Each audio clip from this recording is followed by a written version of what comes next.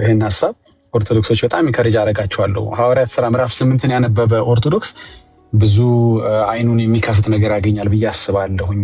ፊልጶስ እንግዲህ ከሰባቱ ዲያቆናት ውስጥ አንድ የሆነ ወንጌላዊ ነው። ይሄ ወንጌላውያኖች ስራቸው እንግዲህ ወንጌል መመስከር ነው። ወንጌል ይመሰክራል። ወንጌል ሲመሰክር በሰማርያ ከተማ ማለት ነው አንዱ ወንጌልን ከመሰከረለት ሰው አንዱ እውነት ነው ኢትዮጵያዊ ጃንደረባ ነው። ግን ከኢትዮጵያዊ ጃንደረባን ታሪክ ከማየታችን በፊት ሐዋርያት ሥራ ምዕራፍ 8 ቁጥር 12 ላይ ያለውን ክፍል እንመልከት እስኪ ባጭሩ። ነገር ግን ይላል ሲጀምር ስለ እግዚአብሔር መንግስትና ስለ ኢየሱስ ክርስቶስ ስም እየሰበከላቸው ፊልጶስን ባመኑት ጊዜ ወንዶችም ሴቶችም ተጠመቁ።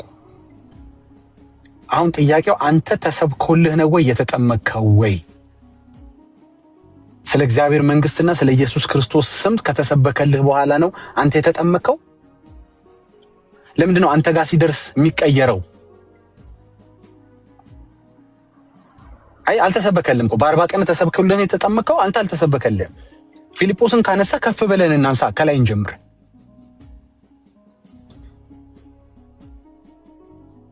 ይሄ ነው ጥያቄው። የገባሽ ነው እህቴ? ቁጥር 12 ሐዋርያት 8 ቁጥር 12 እንጂ አንብቢና ከዚህ በኋላ በዚህ ተረት መቀጠል ይችላል ካልሽ ያንቺ ፋንታ ነው፣ ያንተ ፋንታ ነው። እውነታው ግን ሰው ስለ እግዚአብሔር መንግስትና ስለ ኢየሱስ ክርስቶስ ስም እየሰበከላቸው ፊልጶስን ባመኑት ጊዜ ማለት በፊልጶስ በታመኑ ጊዜ ራሱን ፊልጶስን ባመኑ ጊዜ ማለት አይደለም። ፊልጶስ የነገራቸውን ነገር ባመኑ ጊዜ፣ ሰዎች ባመኑ ጊዜ ነው መጠመቅ ያለባቸው። ወንዶች ሴቶችም ተጠመቁ። አንተ ግን ባመንክ ጊዜ ነው የተጠመቀው? አይደለም። ሲሞንስ ቁጥር 13 ሲሞን ማለት ያው በከተማው ያለ የተጨበጨበለት ጠንቋይ ነው። ታሪኩን ከፍ ብላችሁ ማንበብ ትችላላችሁ። ሲሞን ራሱስ መች ተጠመቀ? ሲሞንም ደግሞ ይላል ቁጥር 13 ሲጀምር ራሱ አመነ፣ ተጠምቆም ከፊልጶስ ጋር ይተባበር ነበር። ፊልጶስ ተጠምቆ አይደለም ያመነው፣ አምኖ ነው የተጠመቀው። አንተ አምነህ ነው የተጠመቀው? ብዙ ቤቶች በጥምቀት ብቻ የሚከፈቱት፣ ብዙ ሰዎች ስለ ጥምቀት ብቻ የሚያወሩት ለምንድን ነው መሰላችሁ? ውስጣቸው እንዳላመነ ወይም እንዳላመኑ ይነግራቸዋል። ያውቁታል እኮ እሱን ባይፓስ ማድረግ የሚፈልጉት፣ ከጥምቀት መጀመር የሚፈልጉት፣ የጌታን የኢየሱስ ክርስቶስን ትእዛዝ ኦርደር ማፋለስ የሚፈልጉት። የተጠመቀም ያመነም አላለም ኢየሱስ እኮ። ያመነ የተጠመቀም ነው ያለው እኮ። ያመነን ጨርስና ስለ ጥምቀት እናወራለን። እንቅ ያረገህ እምነት ለምንድን ነው መሰለ? ውስጥ ያውቀዋል። እንዳላመንክ ያውቀዋል። ሳታምን እንደተጠመቅ ውስጥ ያውቀዋል። እንግዲህ ፊልጶስን ካመጣሽ ማርያም ታምጣሽ። ይሁዲ ዝቅ ብለን እንመልከተው። በዚህ ልጨርስ። ቁጥር አይ ቲንክ 37 ላይ ራሱ ያነበበውን ክፍል ተመልከቱ። እንግዲህ በፍጹም ልብህ ብታምን አለው። ቁጥር 36 ጀምሮ ላንብበው ግልጽ እንዲሆንላችሁ። ፊልጶስም አፉን ከፈተ። 35 ከዚህም መጽሐፍ ጀምሮ ስለ ኢየሱስ ወንጌልን ሰበከለት። አዎ ወንጌል ተሰብኮልሃል ወይ ነው። አሁን ይኸውልህ ስለ ፊልጶስ ጥምቀት ከማውራት በፊት አንተ ወንጌል ተሰብኮልሃል ወይ በ40 ቀን? ቁጥር 1 ጥያቄ። በመንገድም ሲሄዱ ወደ ውሃ ደረሱ። ጃንደረባውም እነሆ እንዳልጠመቅ የሚከለክለኝ ምንድን ነው አለው። ጥምቀት የሚከለክል ነገር አለ ማለት ነው። እልሁን ተወው፣ ግድ የለም። እውነታው ይሄ ነው። ጥምቀትን የሚከለክል ነገር አለ። አሁን ያንተ ጥምቀት የተከለከለ ጥምቀት ይባላል። ክልክል ጥምቀት ነው። አንተ ያደረከውን ጥምቀት ክልክል ነው። ለምን አትለኝም? ፊልጶስ ነገረው፣ የሚከለክለው ነገር ነገረው። በፍጹም ልብ ብታምን ተፈቅዷል አለው። ሰው ለመጠመቅ ማመን አለበት። በፍጹም ልቡ ያላመነ ሰው መጠመቅ አይችልም ማለት ነው። በፍጹም ልብ ብታምን ተፈቅዷል ማለት በፍጹም ልብ ካላመንክ አልተፈቀደም ማለት ነው። አንተ ደግሞ በ40 ቀን በፍጹም ልብ አላመንክም፣ አልተፈቀደልህም ማለት። ያልተፈቀደልን ጥምቀት ነው የተጣጣመቅ ያለው ብለህ የምትከራከረ ይሄው እየነገረህ እኮ ነው። ይሄ ወንጌላዊ ነው አይደል ፊልጶስ? እንግዲህ እኔን ባትሰማኝ እንግዲህ ከእግዚአብሔር ቃል ላይ ያነበብኩልህ ነው። መልሶ ቁጥር 37 ላይ ኢየሱስ ክርስቶስ የእግዚአብሔር ልጅ እንደሆነ አምናለሁ አለ። በ40 ቀን አንተ ብለሃል ወይ?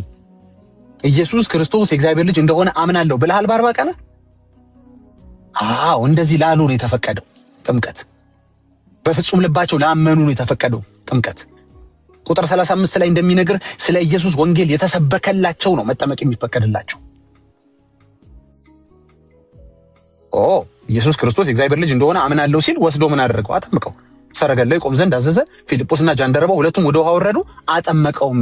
ጥምቀቱ የመጣው ምን ተከትሎ ነው? ቁጥር 35 ወንጌል መሰበክ፣ ቁጥር 37 በልብ ማመድ፣ የተሰበከውን ማመድ። እንደገና ደግሞ ልክ ሮሜ 10:10 ላይ እንደሚናገር ደግሞ እግዚአብሔር ከሙታን እንዳስነሳው ኢየሱስም ጌታ እንደሆነ በአፍ መመስከር። ይኸው መሰከረ። ኢየሱስ ክርስቶስ የእግዚአብሔር ልጅ እንደሆነ አምናለሁ አለ። አንተ ይህን ስቴፕ አድርጋለሁ በ40 ቀን ስትጠመቅ? ጭንቅ እኮ ሆነ እኮ። ስለዚህ ምን ማድረግ ነበረብህ? ሐዋርያት ያደረገ እንዳንተ ስታጣ የት ሄድክ? ዜሌዋውያን ላይ ሄድክና ግርዛት በጥምቀት ተተክቷል። የ8 ቀን ግርዛት እንደው የሐሰት ትምህርት እንኳን ስትመሰርት በ8 ቀን ጥምቀት ተካው። ቢያንስ በስልጣን አይደል የምታደርገው? ሐዋርያት ባያደርጉት ጉዳይ አይደለም። እኔ ሐዋርያት ባያደርጉት ምን አገባኝ? በቃ ከየት መጣ ይሄ ትምህርት ስትለው ቤተክርስቲያን በቃ ተክታለች። በምን ስልጣን? ማን ሲያደርግ አይታ? ኢየሱስ ሲያደርግ አይታ? ሐዋርያቶች ሲያደርጉ አይታ? ኢየሱስ የሰጠውን ትእዛዝ ተከትል አይደለም። የሐዋርያት ቅብብሎች ስለሌለህ ነው ሙሴ ቅብብሎች ላይ የምትሄደው፣ አብርሃም ቅብብሎች ላይ የምትሄደው። አዲሱን ኪዳን ምን ነው ፈራኸው አንተ? ለምን ፈራኸው? ጥላው ላይ ብቻ ለምን ትሄዳለህ? ለምንድነው አንድ ሐዋርያ ይሄውን ለምሳሌ እዚህ ጋር እኮ ነገርኩህ እኮ። ይሄ ኢቫንጀሊስት ነው አይደል እንዴ? ይሄ ወንጌል ያደረገውን እየነገርኩህ ነው። እስኪ ከአዲስ ኪዳን ላይ ግርዛት በጥምቀት ተተክቷል ያለ እከሌን ጥራልኝ እንዴ። የሐሰት ትምህርት እኮ በቁጥር እንኳን አይሄድም እኮ። ስሙን እየጠራ ተጠመቀን ትጠቅሳላችሁ አይደል እንዴ? አንተ ስሙን እየጠራህ ነው ወይ በ40 ቀን የተጠመቀው? መልስልኝ። ችግር የለውም። አንተ ያረከውን ስበከኝ። እኔ እኮ ችግር የለውም። ያረከውን ከሰበከኝ ሜክ ሴንስ ስላለ ይሄ ነገር አትሊስት ኖሮበታል እላለሁ። ስሙት እየጠራ ተጠመቅ ብሎታል። እቺ ጥቅስ በጣም ተጠቅሷታላችሁ። እሺ ጥሩ። እኛ እኮ እግዚአብሔርን ቃል አይደል አላለም እኮ አንተ አርጋኸዋል ወይ ነው ጥያቄው። አንተ ስሙን እየጠራ ተጠምቀሃል በ40 ቀን? ስም መጥራት ትችል ነበር? ተው ስም ሌላ ስም ተው። ኢየሱስን ተው። ማማ ማለት ትችል ነበር በልጅነት? ወተት ማለት ትችል ነበር? አንተ ስሙን እየጠራ ያልተጠመክ ግለሰብ ነህ ነው የምልህ እኮ።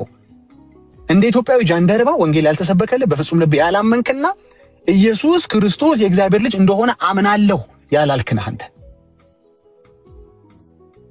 የ8 ቀን ግርዛትን በ40 ቀን ያረከነ ቁጥሩ ራሱ እኮ አልሄዳለህ። ጨነቀህ እኮ ራሱ ቁጥሩ አይሄድም። እንደው ቢያንስ 8 ቀን ግርዛትን ወደ 8 ቀን ጥምቀት ብታረገው አሪፍ ቆንጆ የሆነ እንትን ደለብ ያለ ሐሰት ትምህርት ነው ብዬ ይዝልህ ነበር። ለማምታታትም እኮ ያስኬዳል።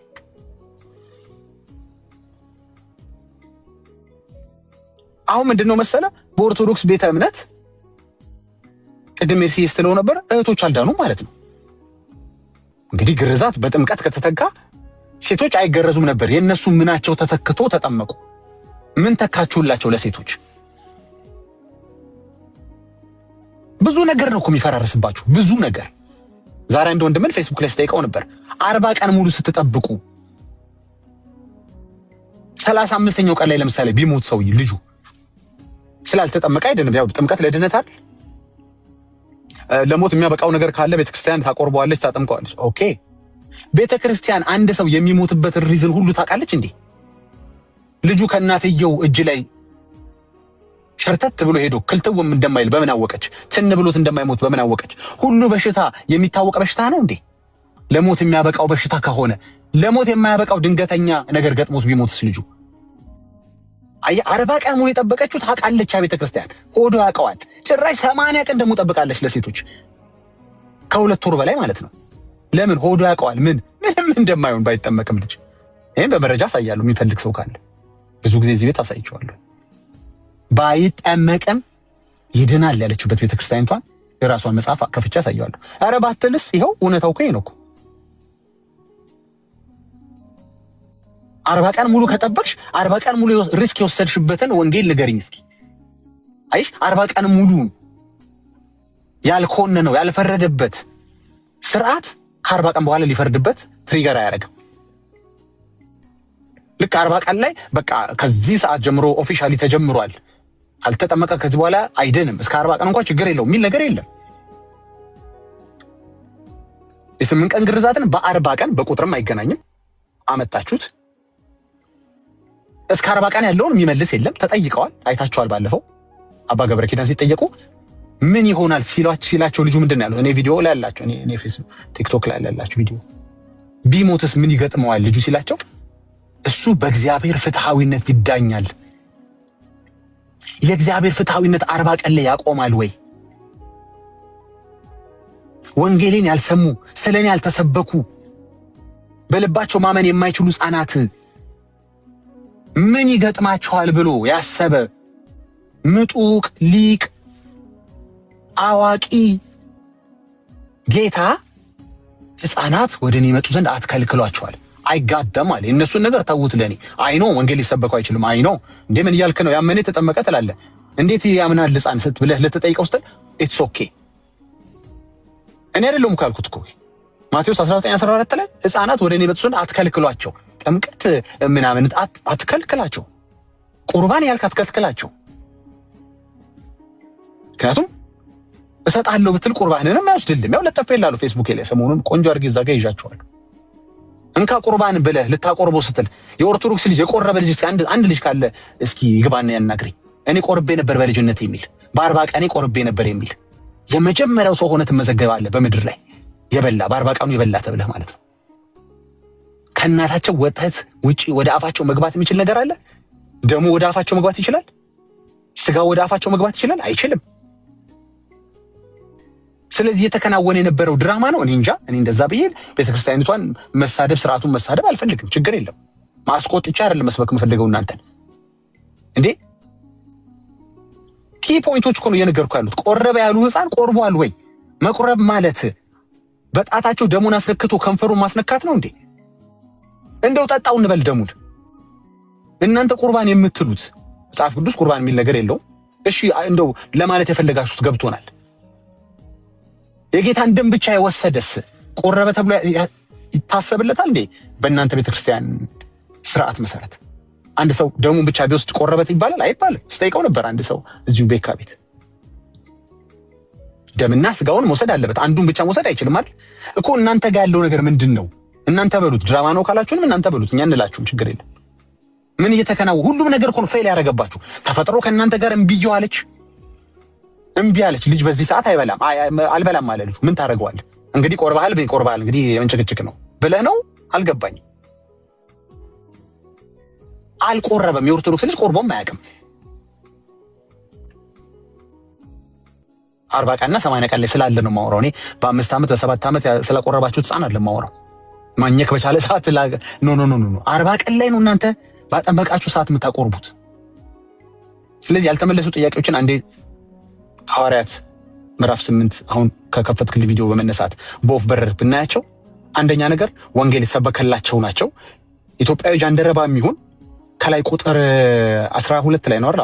ቁጥር 12 ላይም እንደዚህ ይላል፣ ነገር ግን ስለ እግዚአብሔር መንግስትና ስለ ኢየሱስ ክርስቶስም እየሰበከላቸው ፊልጶስን ባመኑት ጊዜ ወንዶችና ሴቶች ተጠመቁ። አንተ ባመንክ ጊዜ ነው የተጠመቀው። ቃል በቃል እኮ ነው። ምንም እኮ ችግር የለው። ምንም ኤክስጄት ጄት ምናምን አውሮፕላን አይደለም። ምንም ጀትም አውሮፕላን በሌለው ይሄው ባጭሩ አንተ ባመንክ ጊዜ ነው የተጠመቀው። ኖ አንተ ላይ ሲደርስ ችግር አለ፣ ይቀየራል። ሲሞን እንኳን ጠንቋዩ ሲያምን የተጠመቀው ከዛው ቁጥር 12 13ም ሲሞንም ደግሞ ራሱ አመነ፣ ተጠምቆም ከፊልጶስ ጋር ይተባበር ነበር። ጉድ ፈላ። እስኪ ደግሞ ዝቅ ብለን ጃንደረባውን እንመልከት። እሱስ መቼ ተጠመቀ? እሱ ደግሞ ወንጌል ሲሰበክልህ ቁጥር 35 ላይ ከዛ ቁጥር 37 ላይ የተሰበከውን ነገር በልቡ አመነ። ከዛ ደግሞ ያመነውን ደግሞ መሰከረ። ልክ ሮሜ 10 ላይ ከሚለው ሐሳብ ጋር የማይጋጭ ማለት ነው። ሰው በልቡ አምኖ ይጸድቃል፣ በአፉ መስክሮ ይድናል። እንደዛ ነው። ስለዚህ ወንጌል ስለማይጋጭ ይኸው ኢየሱስ ክርስቶስ የእግዚአብሔር ልጅ እንደሆነ አምናለሁ አለ። አሁን እንዳልጠመቅ የሚከለክልህ ነገር አሁን የለም። ይሄን ካላደረግ ግን ክልክል ነው። ጥምቀት ክልክል ነው። እነዚህ ነገሮች ካልተሟሉ ያላመነ ሰው ማጥመቅ ክልክል ነው። እኔ አይደለሁም ያልኩት። ይኸው አቆርባለሁ በትል ተፈጥሮ ምሻትልም እኮ አቆርባ አያውቅም። አንድ ኦርቶዶክስ ልጅ ቆርባ አያውቅም። ስንት ዘመን አታላችሁ። ብዙ ሰው ጠይቆ ስለማያውቅ ተሸውዶ ነበር እስከዛሬ። አሁን ችግር ጣጣ መጣ። እዚህ ጋር ተከራከረኛለህ እንጂ ሄደ አባቶችም እንደምጠይቃቸው አውቃለሁ። በአክብሮት ደግሞ ጠይቃቸው። አደራ በአክብሮት ሄደ እስቲ ይሄን ነገር አስረዱኝ በላቸው። እኔ ሄደ እንድትሳደብ እያሰለጠንኩ አይደለም። ለምን ይሰደባሉ? የገባቸውን እያስተማሩ ነው። የሚፈረድባቸውን ይፈረድባቸዋል፣ የሚሸለሙ ይሸለማሉ። እኔ የሚያገባኝ ነገር የለም። ሄደ በአክብሮት ግን ህብስቱ አፍ ውስጥ ሳይገባ እንዴት ነው ግን ቆይ ቆረበ ያላችሁኝ? ግማሽ ቆረበ ተው እንጂ። ጨርሻለሁ። በጣም አመሰግናለሁ። ተባረኩላችሁ።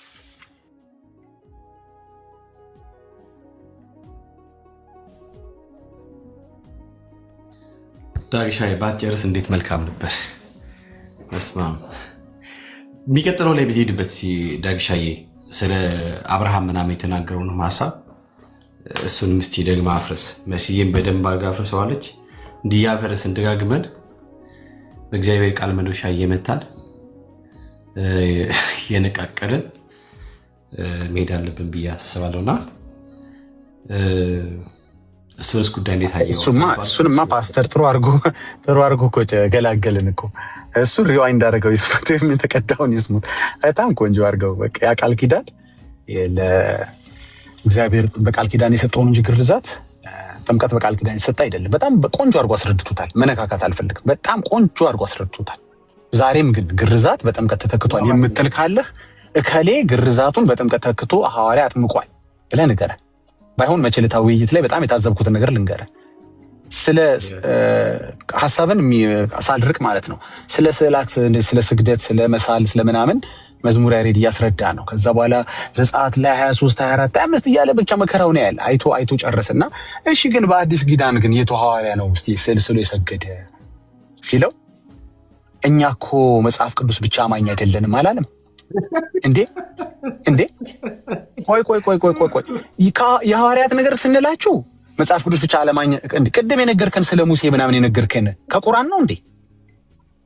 አሁን ምንድነው መሰለኩ ስለ ግርዛት አውርተኝ ስጨርስ ስለ ጥምቀት ስታወራይ ማለት ነው የቱ ሐዋርያ ግርዛት በጥምቀት ተተክቷል ብሎ በ40 ቀን ያጠመቀ ሐዋርያ እስኪ ንገረኝ። ሕፃናት ተጠመቁ ትሉ የለ እኮ በ40 ቀን እንደተጠመቁ ማስረጃ ስጡን። ሴቶችን በ80 ቀን እንዳጠመቁ ማስረጃ ስጡን። በቃ ፒሪድ። አሁን ተተክቷል የሚለው በራሳችሁ መብት ራሳችሁ ቀንናችሁ ያመጣችሁት ነው። ኖ የራሳችን አይደለንም። ሐዋርያ እከሌን ሲያጠምቅ በ40 ቀን አይደል እንዲያጠመቀው። ሕፃናት ተጠመቁ ትሉ የለ እንዴ እናንተ? በጣም ጥሩ። ሕፃናት ከተጠመቁ በ40 ቀን እንደተጠመቁ አስረዱና በ80 ቀን እንደተጠመቁ አስረዱ። መጀመሪያ ሕፃናት ተጠምቀዋል ወይ? የመጀመሪያው ትልቁ ጥያቄ ነው። ምክንያቱም እዛው ሐዋርያት 2 ላይ ቃሉን የሰሙት ናቸው አይደል? ቃሉን የተቀበሉት ናቸው የተጠመቁት። ለምን አናነበውም? ምዕራፍ 2 አይደል እንዴ? ሐዋርያት ሥራ ምዕራፍ 2 አንዴ እናንብበው እስኪ። ቅድምም ስለነካኸው አንተ ጥሩ ነው። እሺ ቁጥር 41 ላይ እንደዚህ ይላል፣ ቃሉንም የተቀበሉ ተጠመቁ፣ በዚያም ቀን 3000 የሚያህል ነፍስ ተጨመሩ። አሁን ከነዚህ ውስጥ ሕፃናት አሉበት ነው የምትሉት አይደል? በጣም ጥሩ። የእናንተ ሕፃን በ40 ቀን ቃሉን የሚቀበለው ግን እንዴት ጌታ የረዳው ሕፃን ናችሁ በእናታችሁ እናንተ። በዛ ጊዜ ምን ነበር ግን የተሰበኩት? ግን በወቅቱ የተሰበኩት ምንድን ነበር? በጣም ቆይ አንዴ እሱን መለስ ብያ እንደ ሊየው። እሺ ቁጥር 30 በጣም ረጅም ስብከት ነው የሰበካቸውና ይሄን ስብከት ከሰበካቸው በኋላ ምን ይላል? እሺ ከዚህ ወንት እሺ ከቁጥር 37 ጀምሮ ያለውን ብቻ ሊው። ይሄንን በሰሙ ጊዜ ልባቸው ተነካ። ጴጥሮስም ሐዋርያት ወንድሞች ምን እናድርግ አሏቸው። ንስሐ ግቡ፣ ኃጢአታችሁ የሚሰረይ እያንዳንዳችሁ በኢየሱስ ክርስቶስም ተጠመቁ፣ የመንፈስ ቅዱስ ስጦታን ትቀበላላችሁ፣ የተስፋው ቃል ለእናንተና ለልጆቻችሁ ለአምላካችሁ ነው ለሚጠራችሁ አላቸው። እሺ ከዚህም ጠማማ ትውልድ ዳኑ ብሎ መከራቸው። ቃሉንም የተቀበሉ እንግዲህ የሰበካቸው ከቁጥር ስንት ጀምሮ ነው ስብከቱ የጀመረው? ቁጥር አንድ ጊዜ አይ ቲንክ ቁጥር 17 ጀምሮ ነው አይደል እንዴ? የነብዩ ከኢዮኤል መጽሐፍ ላይ ጀምሮ ያለው ማለት ነው። ይሄ ሁሉ ሲሰበክ ልጆች እነዛ ሕፃናት የ40 ቀን ሕፃናቶች እየሰሙ ነበር አይደል?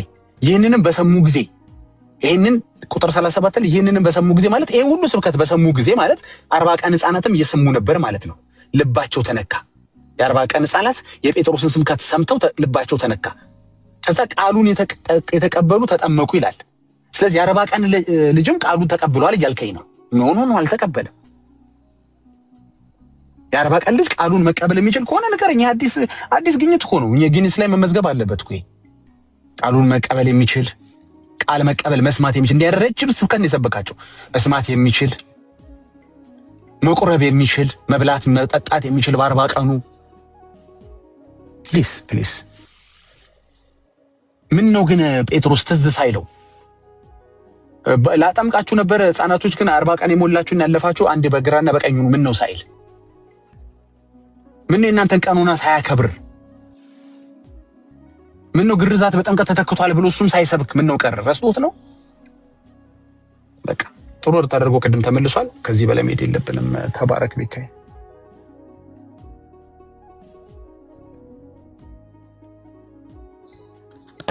ዳግሻይ እግዚአብሔር አምላክ ይባርክ ያ በጣም ብዙ ነገሮች ማንሳት ይቻላል በነገራችን ላይ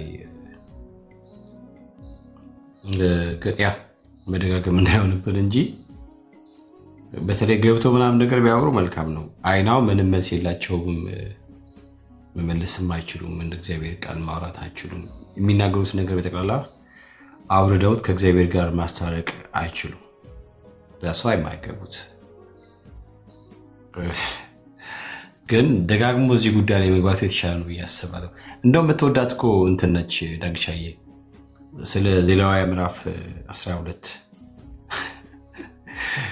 ስለሳ ጉዳይ ያነሳው ነገር አለ ቤተክርስቲያናችን ያለ ማለት ነው ለምሳሌ ጥምቀትን ምናምን እያለ ዘሌዋውያን ምዕራፍ 12ን ኢንካሬጅ አድርጋቸው እንዲያነቡት ኦርቶዶክሳውያኖች ካላችሁ ካቶሊኮች አላውቅም እንደዛ ከሆነ እናንተን ጋር ጀስት አንብቡት ግድ የላችሁ ዳጊ እንደወደደ አይደለ የሚተረጓጉመው የሚቀያይረው ችግር የለም ሂዱና አንብቡት በቃ ዝም ብላችሁ በደፈነው ግርዘት ወደ ጥምቀት ተተክቷል ግርዘት ያል ግራጅን እንደ ኢሰፓባል ያነሳ ከምታወርድ ሂድና አንብበው ግድ የለም አሁን እልህ ምናምን መሰዳደብ መጨቃጨቅ አይደለም ያዋጣው ጀስት ሂጂና አንብቡ እግዚአብሔር ሙሴን እንዲህ ብሎ ተናገረው ለእስራኤል ልጆች እንዲህ ብለህ ንገራቸው ስርዓቱ ለእስራኤል ልጆች ነው እንዴ አዎ እንግዲህ አንተ ይሄን ስርዓት የኔ ነው እያልከኝ ነው እሺ ሴት ብታረግዝ ወንድ ልጅን ብትወልድ 7 ቀን ያህል የረከሰች ናት እሺ እንደ ህማሟም መርገም ትረክሳለች ኦኬ በ8ኛው ቀን ልጁ ከስጋው ሸለፈት ይገረዝ ግርዛት ወደ ጥምቀት ተተካ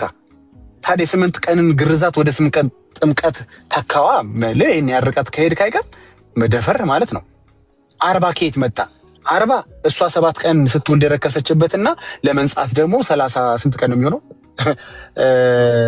33 ቀን ደግሞ ያው ይላል እኮ እዛው ላይ እኮ ቁጥር 4 ላይ ከደሟ እስከተነጻ 33 ቀን እንድትቀመጥ ይላል እሷ የነጻችበትና የረከሰችበትን 40 ቀን አምጥተው ግርዘት በጥምቀት ተተካተለኛል እንዴ 40 ቀን እኮ የሷ የሴቷ መንጻትና መርከስ ነው እንጂ የግርዛት አይደለም እኮ 40 ቁጥሯ የምትገናኘው ከግርዛት ጋር ሳይሆን ስትወልድ ደም ስለሚፈሳት ረከሰች እስክትነጻ 33 ቀን ፈጀባት 40 ሲደመር 33 ሲደመር 40 ቁጥር የመጣው ብራዘር ከግርዛት ሐሳብ አይደለም ከመርከስና ከመንጻት ጋር ከሴት ልጅ ከእናት ጋር የተያዘ ነው ያው መቅደስ እንደዛ ሆኖ ስለማይገቡ በተመቅደስ ምንም ከግርዛት ጋር አይገናኝም እንግዲህ ግርዛት የሚለው ቃል አጠገብ ያለው ቁጥር 8 ቁጥር ነው ያለው 40 ምትለውን ከየት ነው የመጣችው ቤተክርስቲያን ከመንጻትና ከመርከስ ጋር ከግርዛት ጋር የተገናኘው ቁጥር 3 ላይ ያለው 8 ነው 40 አይደለም አየ ቤተክርስቲያን አትሊስት እንዲህ አይነት አዲስ ስርዓት ስትፈለስፍ ምንድን ነበር ማድረግ የነበረባት የ8 ቀኑን ግርዛት በ8 ቀን ጥምቀት ብትል አሪፍ ነበር እንዲያውም እሱ ይሻላል እኮ ለመሰላችሁ እንደው ሐሰት ትምህርቱ ቀረብ ያለ ይሆን ነበር ለእውነቱ ምክንያቱም 40 ቀን ሙሉ ሪስክ ከምትወስድ ምክንያቱም በዛ 40 ቀን ውስጥ ቢሞት ልጁ ምንድነው የሚሆነው ይድናል አይድንም እሺም መልሱ ይድናል ነው እንግዲህ እሳቸው እንዳሉት አባ ገብረ ኪዳን እንዳሉት በእግዚአብሔር ፍትሃዊነት ይድናል ነው ሰው ሳይጠመቅ ይድናል ማለት ነው ኦኬ ስለዚህ 8 ቀኑ አትሊስት ጠጋት ላይ ያለች ነች ማለት ነው 8 ቀን ነው ሪስክ የወሰድ ነው 40 ቀን አይደለም 1 ወር ከ10 ቀን አይደለም ሪስክ የወሰድ ነው ብትል እንኳን ይሻላል ማለት ቀለል ያለ ሐሰተኛ ትምህርት ይሆንልህ ነበር ሐሰተኛ ስርዓት ይሆንልህ ነበር እሺ ለማንኛውም ግን የግርዘቱ ቁጥር 8 ነው ማለት 40 የመጣው ከግርዛት ጋር አይደለም ግርዛት በጥምቀት ተተካ ሲሉህ ታዲያ 40ዋ ከየት መጣች ኢቭን 80ም the same thing ነው ሴት ልጅ ስትወልድ ያለበት የምትረክስበትና የምትነጻበት እዚሁ ላይ አለ ቁጥር 5 ላይ ሴት ልጅ ብትወልድ መርገሟም 2 ሳምንት 14 ቀን ማለት ነው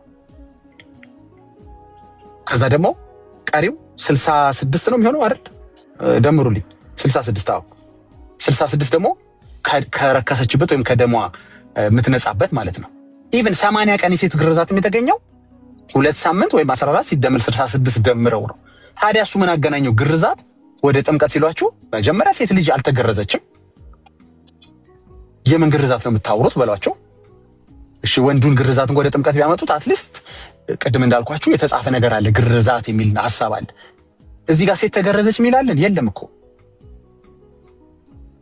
ሁሉም ነገር ነው ፌል የሚያደርግባቸው። የሆነ ነገር እንኳን ያዝ ቢያደርግላቸው አሪፍ ነበር። ወይ ቁጥሩ አየህ አይደለ 8 ያመጣ ነው ከዚህ ጋር ሄደን 8 ነው ብትለኝ ያስኬድ ነበር። ወይ ቁጥሩ አልሄደልህ፣ ወይ ግርዛቱ አልሄደልህ፣ ወይ ወንዶች ብቻ ነው የሚድኑት በሉን በኦርቶዶክስ።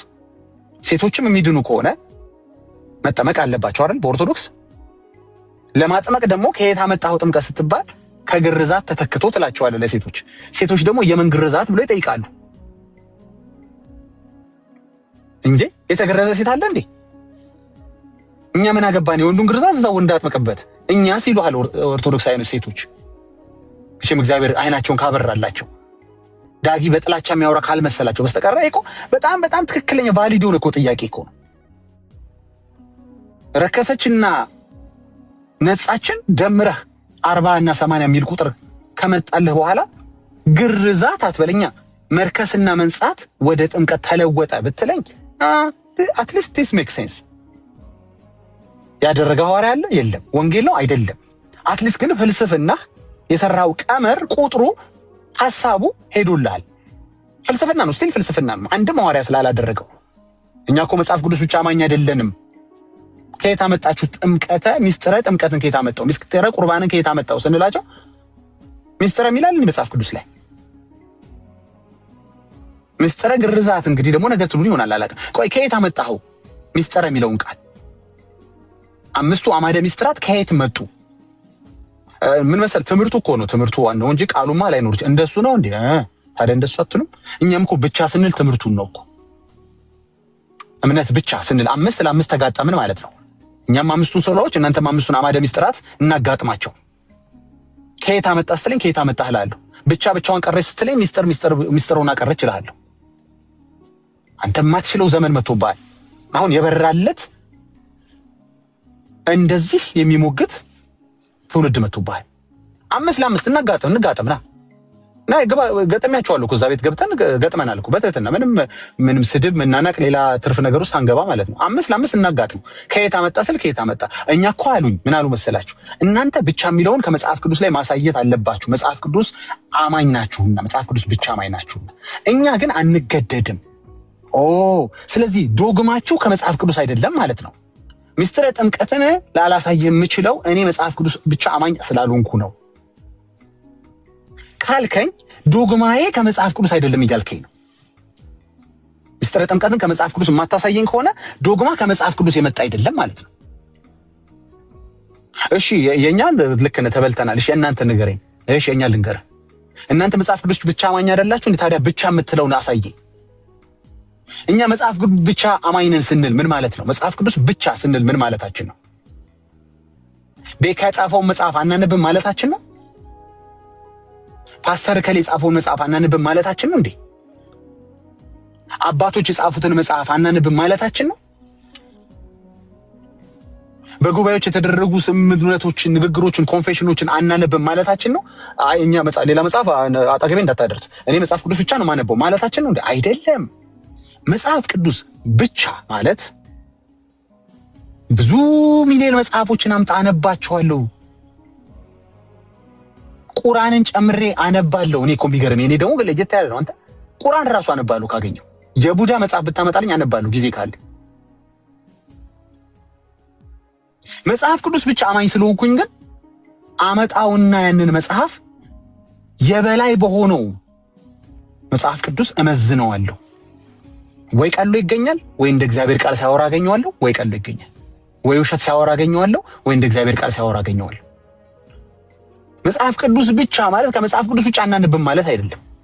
ስለዚህ እኛም ብቻ የሚለው ቃል እኛም ትምህርቱ አለ፣ እምነት ብቻ የሚል ትምህርት አለ ማለታችሁ። እናንተ ሚስጥረ ጥምቀት ስትሉ ትምህርቱ አለ ማለታችሁ ነው እንጂ ሚስጥረ የሚል ቃል አለ መጽሐፍ ቅዱስ ላይ የለም እኮ። አቻ የሆነ ሙግት ገጥማለሁ ነው የምልህ። አንተም ለአምስቱ ቃል በቃል ካላመጣልኝ እኔም ለአምስቱ ቃል በቃል እንዳመጣ አልገደድም። አንተም ለአምስቱ የምትሰጠኝ ሪዝን ትምህርቱ እኮ ነው ስትለኝ እኔም ትምህርቱ እኮ ነው እልሃለሁ። ብቻዋን ቀረች ስትለኝ ሚስጥር ሆኖ ቀረ እልሃለሁ።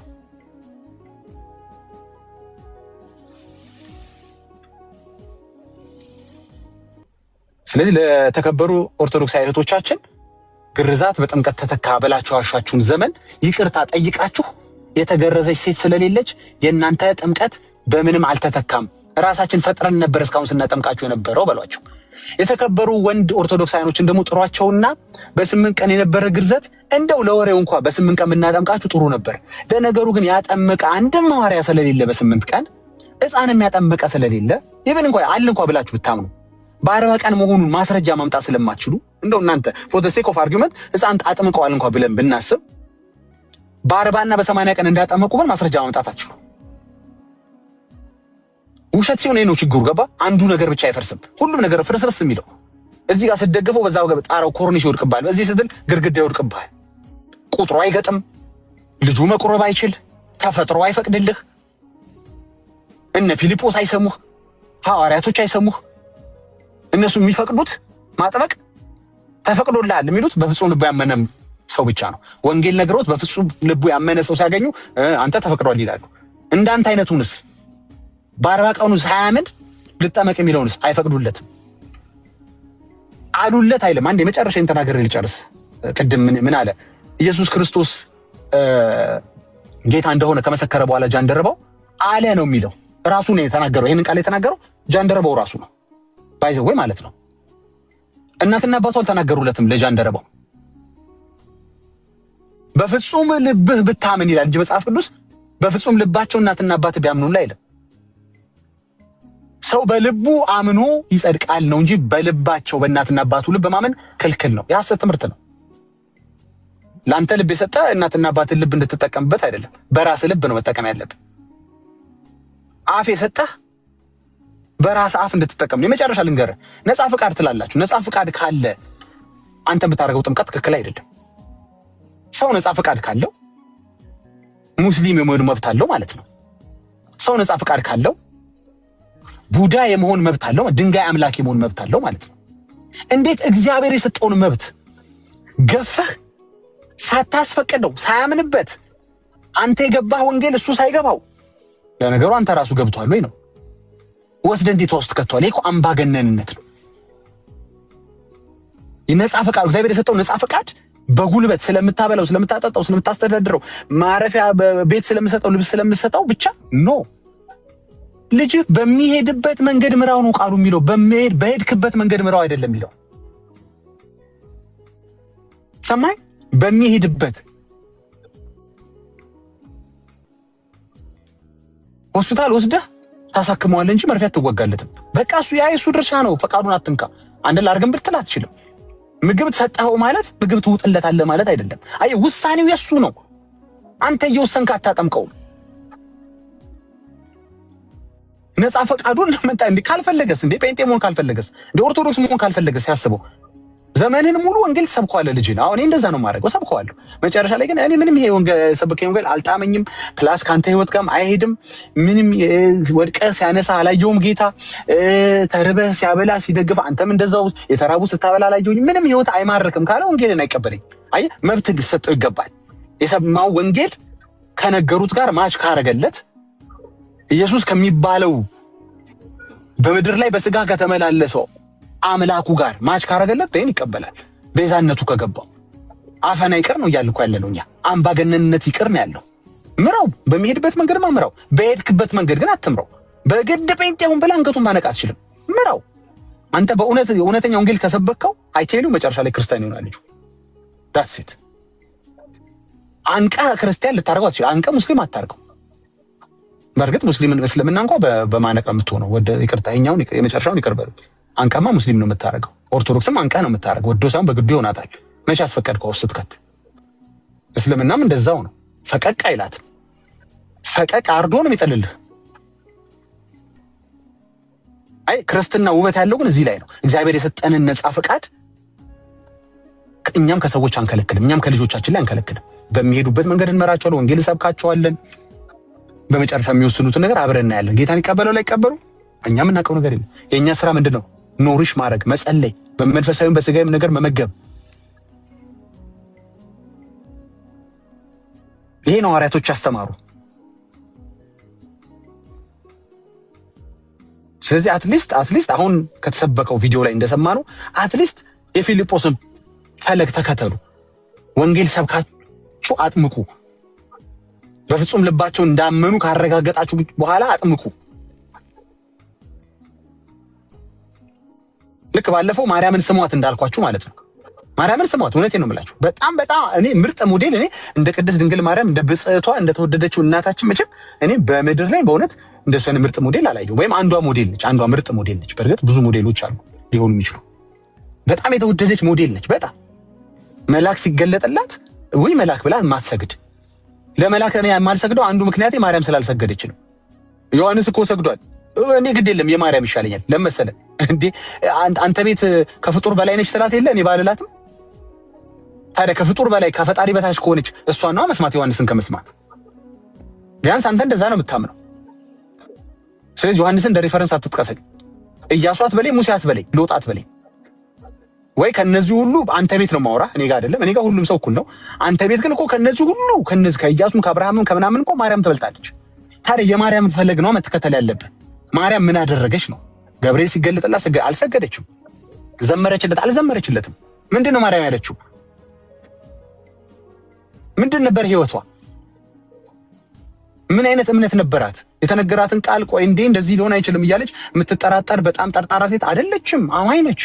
በቃ ተከተለ። እሷም ልክ እንደሷ እሱ የሚላችሁን ስሙ ብላለች። እኔ እሷ ያለችውን ነው የምሰማት። ልጄን ስሙት ስትል እሺ ማርያምዬ ነው የምላት። አልሰማም ልጅሽን አላት። ምርጥ እናት ነች። ምርጥ ምሳሌ። ምንም እንግዲህ በተለይ አንተ ቤት አንተ አያምርብህም። እኔ እንኳን ብዙ ሰው ማርያም ሰው ነች ብዬ ስለማምን ማለት ነው። አንተ ቤት ሰው እንዳልሆነች መጽሐፍ አሳያለሁ። አይደለችም ይላል። እንዲያውም ሰው ናት ማለት የማይሰራ ኃጢአት ነው ይላል። እኔ ግን ሰው ናት፣ በጣም የተወደደች እናት ናት ብዬ ስለማምር ጥሩ ሞዴል አድርጌ ከብዙ ሞዴሎች መካከል አንዷን አድርጌ አስቀምጣታል። እቀበላ በጣም ያደረገችው ነገር የምንም የማይስማማኝ ይሄ ከዚህ ነገሯ ውጪ የምለው ነገር የሌለ ማለት አንዷ ማርያም ናት። በጣም ነው የምትመችኝ። በጣም ምርጥ ሞዴል። ልክ ቅድም እንደነገርኩ ፊልጶስ እንደሚመቸኝ ማለት ነው፣ ሐዋርያቶች እንደሚመቹ ማለት ነው።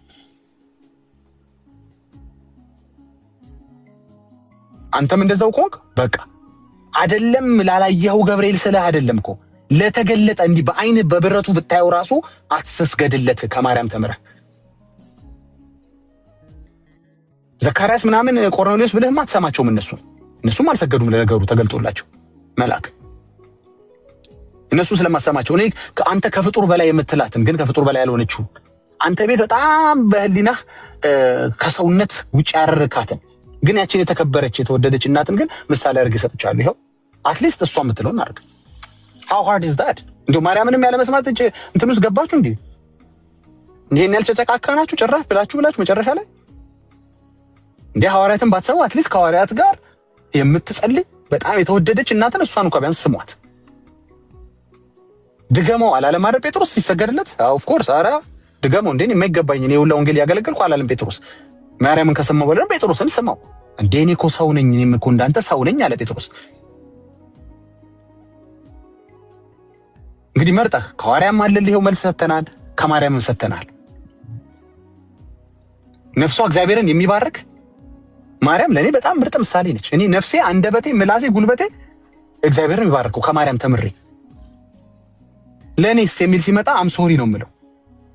ጉልበት ሁሉ ምላስ ሁሉ ለእግዚአብሔር ይባርክ፣ ምላስ ሁሉ እግዚአብሔርን ያመስግን ሲል ባለፈው ጽፌላችኋለሁ። ፌስቡክ ላይ ሄዳችሁ ቼክ አድርጉት። ጉልበት ሁሉ ነው ያለው፣ አንዳንዱ ጉልበት አላለም። ቆይ ሁሉም ጉልበት ለእግዚአብሔር ከተንበረከከ፣ ሁሉም ምላስ እግዚአብሔርን ማዳን ከተናገረ ወይም እግዚአብሔርን ካመሰገነ እናንተ ትርፍ ምላስና ትርፍ ጉልበት አላችሁ እንዴ ሌላ የምትሰግዱት? አንዳንዱ ጉልበት የክብር ለእነንትና የአምልኮ ለእነንትና ማን ከፈላለ? ጉልበት ሁሉ ነው ያለው። ቃ ሁሉ ጉልበት ሁሉም ጉልበት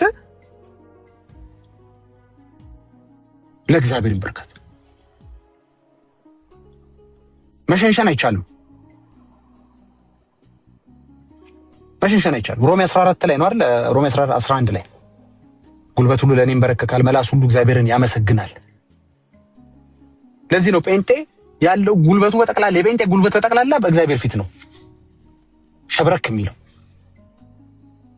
ለሌላ የማይዘምረው ጴንጤ ለዚህ ነው። ይሄንን አንብበው ነው ምላስ ሁሉ ይላል። አንዳንድ ምላስ ደግሞ ለነከሌ የሚል ሁሉ ይላል። እንግዲህ ከሁሉ ላይ ምን እናርገው? እንግዲህ ደግሞ ያው ባለፈው እንዳልኳችሁ ምን ታመጣለህ? ባልዘምር ለጊዮርጊስ ምን ይመጣል? እስኪ ንገረኝ። ምን ቅጣት አለው? የለም፣ ምንም ቅጣት የለው። ባልዘምር 30ውን ቀን ንግስ ባላወጣ ሻማ ባላበራ ምን ባልል ገዳማትን ባልጎበኝ እዛ ሄጄ ምንም ቅጣት የለም። ለምን? የኔን ጉልበት ሳይንበረከክበት የሚል አንድ ጀግና ጻድቅ የለም እንዴ? እነሱን አታከብርም እንዴ? ብሮ በመጀመሪያ ነገር እውነት ከተነጋገርን ለኔ ያደረጉት ነገር የለም። አንድ ነገር አንድም ጻድቅ ለኔ አድርጎልኝ ያውቅ። አንድ እኮ ነው ማወራ። አንድ እከሌስ ምትለው የለም። አንድ ሰው እኔን አስቦ ያደረገ አንድ ጻድቅ በምድርም በሰማይም የለም ከኢየሱስ ውጪ።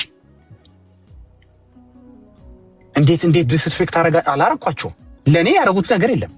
ምንም ውለታ የለብኝም። በዛው ልዳሰው ብዬ ነው እንግዲህ ጊዜውን ከተጠቀምኩ አይቀር። አንድ እኮ ነው ብለህ አንድ ጻድቁ ከሌ የምትላቸው ለኔም ላንተም ያደረጉት ነገር የለም። ለወንጌል ያው ያደረጉ ሊኖሩ ይችላሉ። እኔ እንጃ። እሱ መመርመር አለብን። ድርሳናቸውን ገድላቸውን መፈተሽ እንደ እግዚአብሔር ቃል አለብን። እውነተኛ ምስክርነቶችን ማየት አለብን። እሱ ላይ ዛሬ አልገባበትም። ግን ለወንጌል እንደዚህ ብለው ተቆርጠው እግራቸው፣ እጃቸው፣ አይናቸው ምናምን ያልከኝ እኮ ለወንጌል ነው። እኔ እኮ ወንጌል አይደለሁም ባይዘዌ። ወይኔ እኔ ባይዘዌ እኔ ወንጌል አይደለሁም። አንተም አይደለህም እኮ ባይዘዌ። ስለዚህ ለአንተም ለኔም አይደለም ያደረጉት ማለት ነው እኮ። ለእግዚአብሔር ካደረጉት እዛው እግዚአብሔር ይክፈላቸዋ። እኔ ምን ቤት ነኝ ለእግዚአብሔር መንበረከክለት? ለራሱ ለእግዚአብሔር መንበረከክ ትቼ ለሱ ለለፉት ለምን መንበረከካለሁ? ባይሆን አራያነታቸውን ወስጄ እውነት ለወንጌል አድርገውት ከሆነ ማለት ነው አራያነታቸውን ወስጄ እኔም እንደነሱ ለወንጌል ጉልበቴን አንበረክካለሁ። ምክንያቱም ወንጌል ኢየሱስ ነው ይላል እግዚአብሔር ቃል ሲናገር። ምንም ውለታ የጻድቅ ውለታ የለብም አንተ። የጻድቁ ከሌ ጻድቁ ምናምን የአንዱም ጻድቅ ውለታ የለብም። አንዱም ጻድቅ ላንተ አልሞተልህም። ተቆራርጦ ሊሆን ይችላል ሰውነቱ፣ ግን ላንተ አልተቆራረጠም። ለወንጌል የተቆራረጠው እሱን ደግሞ ያው ሲገረፉ ያወራሉ አይደለም መቼም ጻድቅ ስለሆነ ያው ይጣራል ልበል። ዝም ብዬ ቃላቶቼን ልምረጥና የእውነት ለወንጌል ነው ያደረጉት አላደረጉትም፣ እሱን እግዚአብሔር ይከፍላቸዋል። ለእኔ ግን ያደረጉት የለም። ለዳጊ ሚል ያደረገ ኢየሱስ ብቻ ነው። ለዓለም ብሎ ዓለም ሲል ምንድን ነው? ለሰው ልጆች ሁሉ ማለት ነው። አስቦ ክብሩን ጥሎ በደንብ አስቦበት በደንብ ፕሮግራም አድርጎ አውጥቶ ከድንግል ሊወለድ ብሎ ብዙ ዋጋን ከበረት ጀምሮ ሊከፍልልኝ ብሎ በበረት ከመወለድ ከመዋረድ ጀምሮ እስከ መጨረሻው የመስቀል ጣር ድረስ ውለታ ያለብኝ የኢየሱስ ብቻ ነው። እኔ አስቡ ፕሮግራም አድርጎ አንተም እንደዛው ማለት ትችላለህ፣ መብት ነው። አንተም እኔን ማለት ትችላለህ። ሌላ ጻድቅ ግን ማስገባታች አንድ ጻድቅ የሞተልኝ ብሩ አትልፋ። ከርዕሳችን በጣም እንዳደረገል ልንገርህ። ጥሩ ምሳሌ ይኸው ፊልጶስ ዛሬ ራስ ወንድም ስላነሳው በሰሞኑ ርዕሶች ከፈለክ ደግሞ ጥሩ ምሳሌ ማርያም፣ በመጨረሻ ደግሞ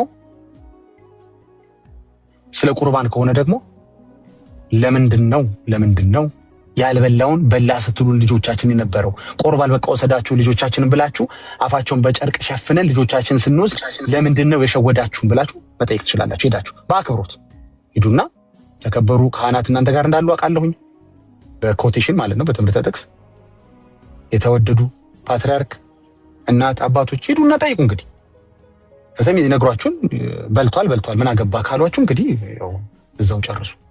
አመሰግናለሁ። ቴንኪው ዳግሻ የእግዚአብሔር አምላክ አብ ወይኔ ኤርሚ ገብቷል። ኤርሚዬን አላየሁትም። አላየው ምን ወንድምነት እኔ እኮ በብሉቱዝ ነው የማወራው። እነ በእናታችሁ አንዳንዴ አስቆሙኝ በጌታ ኤርሚ ግትስዬ ወይ ተቃጠልኩ እኮ ዘንድሮ በእናት ክብር ለኢየሱስ። ተባረኩ ወገኖች። ያ ወንድምነት እንኳን ደህና መጣ ዳጊ። እኔ በብሉቱዝ ምናምን እያወራ እንደሆነ እኔ አስቤያለሁ። እንደዛ ገምቻለሁ። እና የሚገርም ሀሳብ ነው ያነሳው። በጠቅላላ የነካካቸው ነገሮች ሁሉ ጸጋ ያብዛልህ ወንድምነት። በአዲስ ኃይል ነው የመጣው፣ በአዲስ አቅም ነው የመጣው እና ጌታ ክብርን ይሰጥ። ዳጊሻዬ ብዙ ስራ ይጠበቅብናል። ያ ወንድምነት አለ አባኮ ሰሞኑን በጣም ኦቨር ቢዚ እንደሆን ከቃለ ሮሜ አንዴ ምዕራፍ 1 ቁጥር 3 እንደዚህ ይላል፣ ይህም ወንጌል በስጋ ከዳዊት ዘር ስለተወለደ እንደ ቅድስና መንፈስ ግን ከሙታን መነሳት የተነሳ በኃይል የእግዚአብሔር ልጅ ሆኖ ስለተገለጠ ስለ ልጁ ነው። ወንጌል ስለ ልጁ ነው።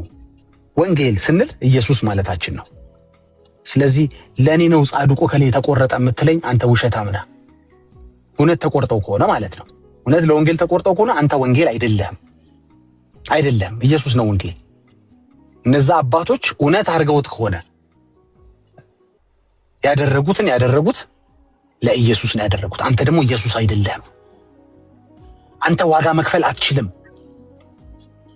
አንተ በአንተ ዋጋቸው በእጁ ያለ ኢየሱስ ብቻ ነው። ሁሉን እንደ ስራው የሚከፍል ኢየሱስ ብቻ ነው። አንተ ምን ቤት ነው የምትከፍለው? አንተ ስግደት የምትከፍለው ምን ቤት ነህ? አንተ ጧፍ የምትከፍለው ምን ቤት ነህ? አንተ ሻማ የምትከፍለው ምን ቤት ነህ? ምን ኢየሱስ ነኝ እያልክ ነው? እንዳልገባኝም አሁንማ በፍራት ጀመርኩ እኮ። ወንጌል ነኝ እያልክ ነው? ማን ጠራ አንተን? ማን አንተን ከፋይ ያደረገ? ከፋይ ኢየሱስ ነው። ዳርያስ አለርም እውነት እኮ ነው። ዳርያስ ደግሞ እኮ እንደ እውነታው ከሆነ እንደ ዘፍጥረት 23 ከሆነ እኮ መሬት ከሰጡ በኋላ ለአብርሃም ቴንኪዩ ብሎ ሰገደ። አይ ቴንኪዩ አይደለም የክብር ነው የጸጋ ነው አልከኝ። እሺ እንደፈለክ እሱን በኋላ እናወራለን። ስለ ስግደት ስናወራ ለጊዜው እንደፈለክ ብለህ ጥራው። እኔ በአይሁዶች ባህል በኢትዮጵያኖችም ባህል መቼም ሲሰጠው ጎንበስ ብሎ የማያመሰግን የለም። የክብር ነው ካልከኝ ጥሩ፣ የጸጋ ነው ካልከኝ ጥሩ። እኔ የምልህ ግን የክብር ስግደት አብርሃም ለጣዖት አምላኪ ለአሕዛብ ይሰግዳል እንዴ?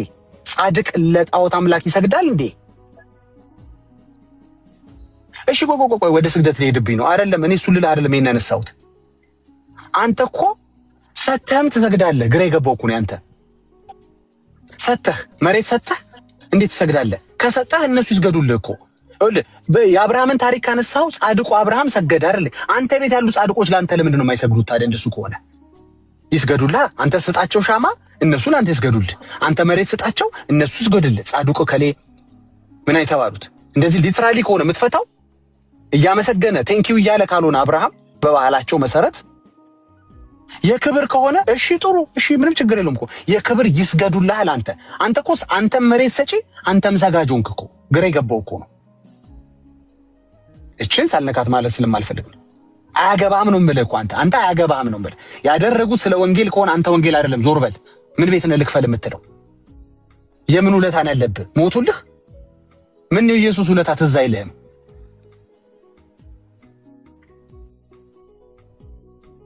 ባትሰግድ ባታጤስ ጧፍ ባታበራ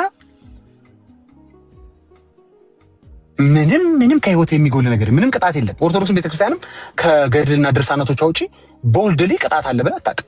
አዎ ገድሉ ያስፈራራል። እሱም ሀርዳል የሀገር ሀርድ ነው ያለው።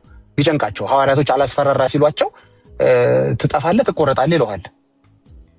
ሐዋርያቶች ግን ለከሌ ካልሰገደ ነው እርስ በርስ ተዋደዱ ነው። ባለፈው ቤካይ እንዳሉ እንጂ ተሰጋገዱ የሚል ነገር የለም። ስለዚህ ባጭሩ ምን መሰለህ ከርስር ኮሜንት ስላየሁኝ ነው ብሮ ምንም ውለታ የለብህም አንሌስ እኔ ኢየሱስ ነኝ ካላልከኝ በስተቀር ያደረጉት እውነት አድርገውት ከሆነ እሱ ገድሉ ይፈተሻል፣ ድርሳኑ ይፈተሻል። እውነት አድርገውት ከሆነ ከፋዩ ኢየሱስ ነው። ቴንኪው ይሄው አክሊላችሁ የሚላቸው ማለት ነው። ጎበዝ በጎ ሰራተኛ የሚላቸው እሱ ነው። አንተ ምን ቤት ነህ? ሳይሰራልህ እኮ አጉል በጣም እኮ እንትን አልክ እኮ ተጫጫክ እኮ። ቀይ ምንጣፍ ይዘህ ንግስ ካላወጣሁላቸው ካላከበርኩ ዛሬ ዣንጣላ ገዝቼ እንዴ ምን ቤት ነህ? ማነህ አንተ? ምን ቤት ነህ? ዳርያስ ብራዘር ኤርሚ ፕሊዝ ካለህ ቀጥል።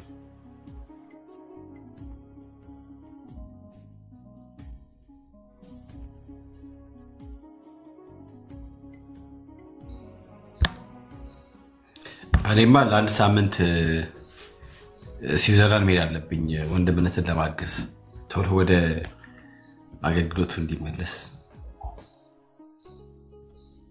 በጣም ቢዚ ነው። በጣም ዳግሻዬ መርሲ ወጣ እንደ ልጁ ተቀበሉት እስኪ።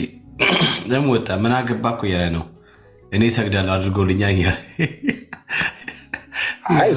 አሁን እውነት አወራ። እንደዛ ብሎ ከሆነ እውነቱን ነው። ምንም አያገባኝም። እኔ እውነቱ እኮ ነው። በማግባት እኮ አይደለም። እኔ ወንጌል ስበክ ስለተባልኩ ነው የምሰብክ እንጂ በይገባኛል አይደለም።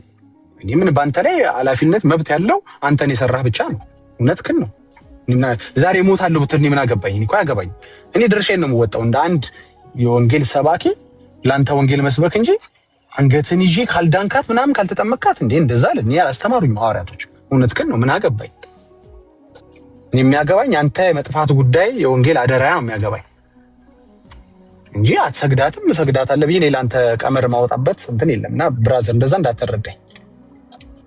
እና በእልህ እውነትህን ነው መቀጠል ትችላለህ እንጂ በወንጌል መቀጠል አትችልም። እኔ ወንጌል ላይ ብለህ መቀጠል አትችልም።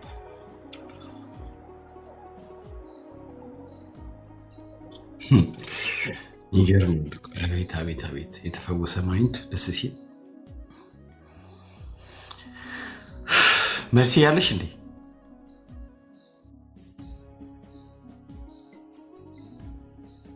መርሲዋ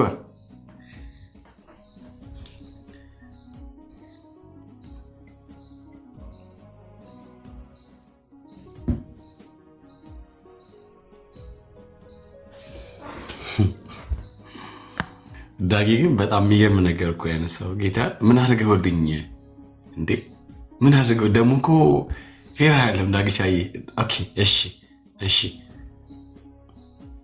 እሺ። የነዳሽ ነው መኪና እንትን ክላክሱን ፒፒ ላድርጋ እንዴ?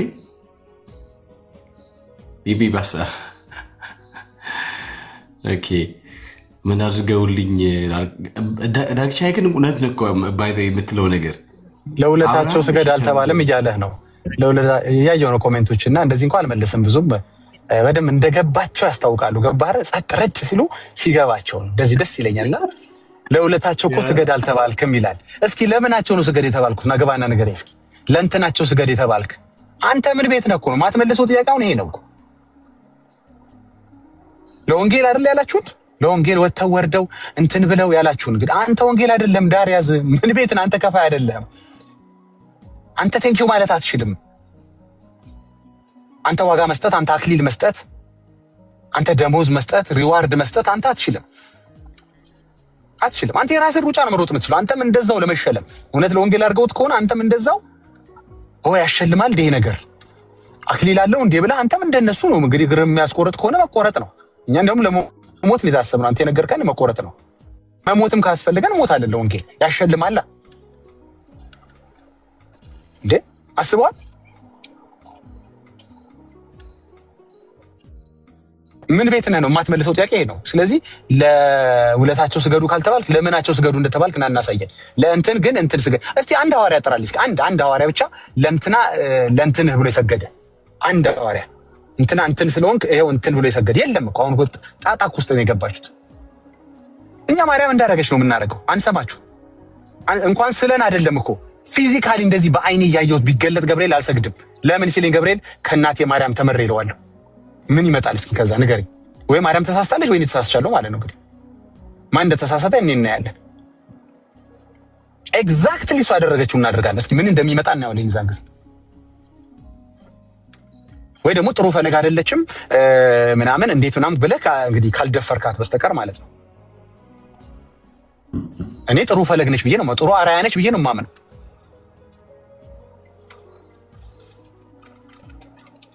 ቅድስት ናት ብዬ ነው የማምነው። እንግዲህ ቅድስና ምናምን ከሷ ነው መማሩ። ቅድስና እንግዲህ ምን ታደርገዋለህ? እንግዲህ ብዙ ሐዋርያቶች እንደተማሩ ከሷም መማራል።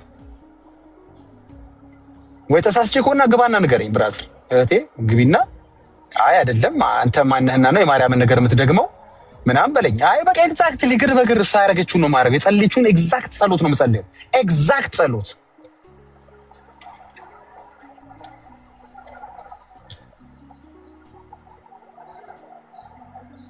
ዛሬም እንደዛ ነው። ልክ እሷ እንዳለችው እሱን ስሙት እላለሁ። እኔም እግር በእግር ተከትዬ እርሱን ስሙት፣ እሱ የሚላችሁን አድርጉ።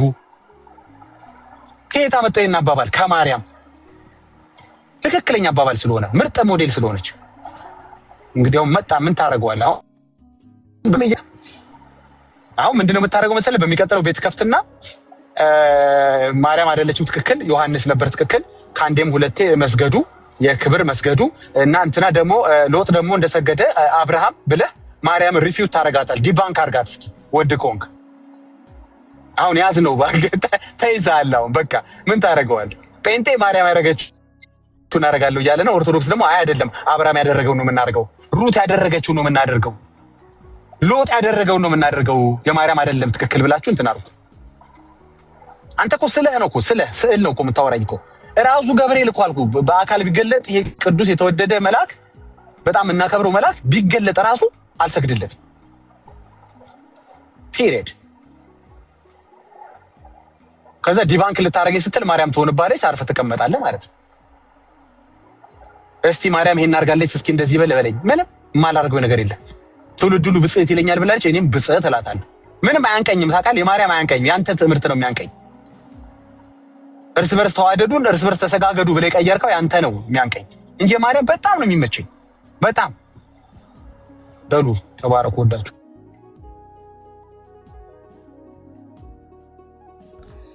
ያ ዳግሻይ ቅድም ያልከውን ክፍል ላንብብ። እንደዚህ ይላል። እሺ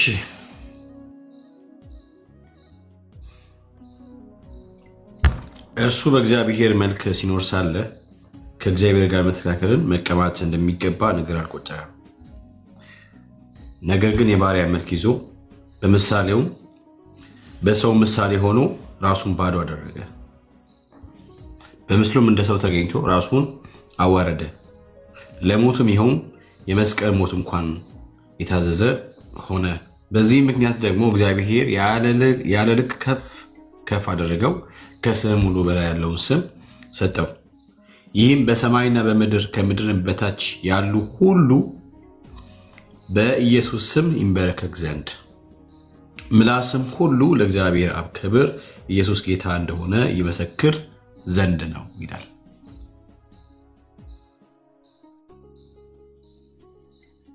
ገባ? አንድ ሰው ሁሉ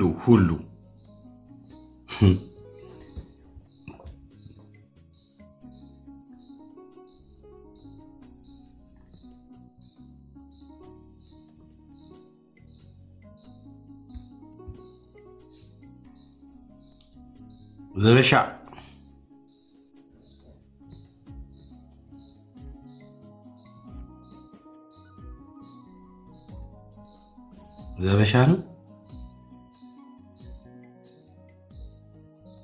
እሺ ለበሻ እንዴት ነህ? ለበሻ መሰለኝ። አዎ ለበሻ ምን አይስም ነው ግን ለበሻ ስድብ ግን የቀነሰው ምን እንደ የጾሙ ነው እንደ በእናትህ። ኧረ እንደው ከዓመት ዓመት ጾሙልን ወይ? ኧረ በሁልኬ ነው እንዴ? ኧረ በሁልኬ ነው። ኧረ በስመ አብ ወልድ አንድ ስድብ ደስ ብሎኝ ነበር። እንደው በውስጥ ተነጋግሬ ከኦርቶዶክሳን አባቶች ጋር በውስጥ ተነጋግሬ ስማ ከመስከረም 1 እስከ ጳጉሜ 6 ምዕመናቶች የሚጾሙበትን ዘዴ ላዋራቸው ነበር። እንዳለ ከጾም ጋር አብሮ የሚፈታ አንደበት አለ። አንዳንድ አንደበት ግን እንወዳቸዋለን ኦርቶዶክስ። በጣም ይደብራል። ዳግቻዬ እንዴ አይ ቀንሷል። አሁን እዚህ ጋር ሳይ እንግዲህ ተቦልከው ሆነ አላውቅም። በጣም ጥሩ ነው። እስኪ ጥያቄ ካላችሁ ግቡና ኤርሚዬም ስላለ ያላጨድኩት ሰው የለም፣ ያልቦለኩት ሰው የለም። እስኪ ገብተህ ቼክ ብሎ አሁን በተናገርነው ሀሳብ ላይ ያላችሁ ታዎች ቤካዬ ግን ብሎ ቋንቋ ብዙም እኔ የለውባትም። እኔ ቤት ያሉትን ራሱ እንደ አፈታቱን ብትነግሩኝ እና ብትፈቱልኝ ደስ ይለኛል።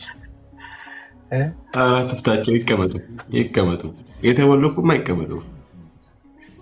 እንግዲህ እኔ የለውበትም እዚህ ላይ ኖ ኮሜንት ይዛሉ። ለምንድን ነው የሚሰደበው? ቤካ ይላል። ቤካ ወንጌል ስሙ ነው። አትፖልካቸው እየሰደቡ እንደሆነ ለምንድን ነው የሚሰደበው? ዋት ለምን የሚሰደበው? ደከመኝ ብራዘር ስጋ ለበሽ እኔ የለውበትም። ሚዩት ላድርግ እዚህ ላይ ደከመኝ። ኤርሚን ጉድ እየሰማ ነው ወይስ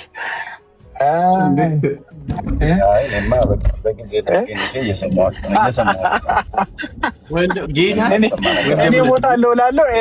እዚህ ዓለም ላይ ብዙ ነገር እኮ ነው የሚሰማው። ዳጊ መቻያውን ስጠት ብለን እንጂ ወይኔ ጌታ ሰላም ብያለሁ። ለማንኛውም ሁላችሁንም ሰላም ብያለሁ። ሰላም ደህና ነህ? ሰናይ ቤካ ዳግሻዬ፣ ሌሎችም ወገኖች ሁላችሁንም ሰላም ብያለሁ። እስካሁን ድምጻችሁን አልሰማሁም ነበር፣ ጥሩ ቦታ ላይ ስላልነበርኩ። እንዴት ናችሁ? ወንድምነት እንዴት ነው ያለው? እንኳን ደህና መጣ። ስንቴ እኮ ዳጊ ሰላም አለ፣ ስንቴ ጠራለን። እንኳን ደህና ቆያችሁ።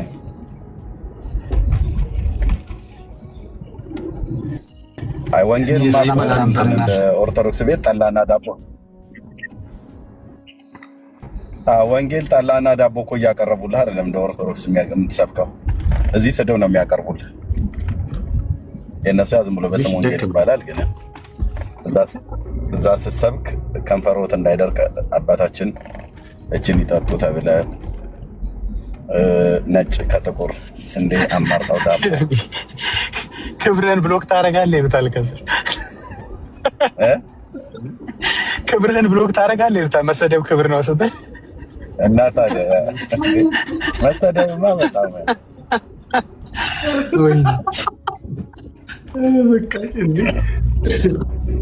እንዴ የክብር መንፈስ በእናንተ ላይ ያርፋል እኮ ብሎ የሚለው ነው። ብሎክ አደርጋለሁ ይላል። እኔ በሙሉ ነው የፈታኋቸው።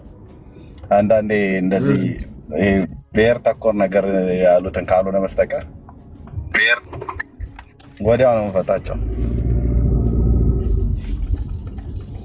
አይ ምን መሰለህ ኤርሚ፣ አጸዱ ውስጥ ከቶ አጸዱ ውስጥ ሚዩት አድርጎ አጸዱ ውስጥ ከቶ ከዛ ተናፍሰው ሲጨርሱ ማውጣት ይሻላል። እዛ ነው ገፋ ቢል አንድ ሳምንት ያለ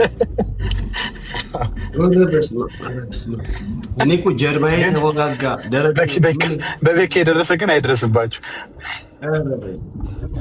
አይ በደንብ ነው እንጂ መሳደብ ያለባቸው እነሱ።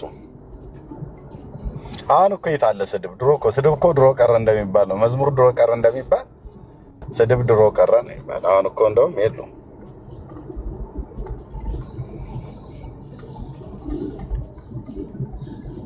እመለ የገድለ አርሴማን መጽሐፍም እያነበቡ እንዴት ነው ላይሳደቡ የሚችሉት? እሷ እንደዛ እኮ ነው የምትሳደበው። ክርፋታን፣ ዲያብሎስ፣ ውሻ፣ የአጋንንት ማደሪያ። ይሄ የአርሴማ ስድብ ነው ብቸኛ። ወይኔ እርምዬ እሱ ነገር የጻፍኩት ነበረ። ቆይ እሺ ተወው። የሚገርም አዘጋጅቼዋለሁ። እሱ ጽፌው ይሄ ነገር ስድብ ትክክል ነው ብዬ። ቆይ እሺ ቀጥል። የሸተተህ የተላህ እንደዚህ ቃል በቃል እኮ ነው ገድሉ ላይ የሸተትክ የተላህ እንትን ክርፋታን ምንድነው ደግሞ የዲያብሎስ ማደሪያ ውሻ። ይሄ የአርሴማ ብቸኛ መታወቂያዋ ነው።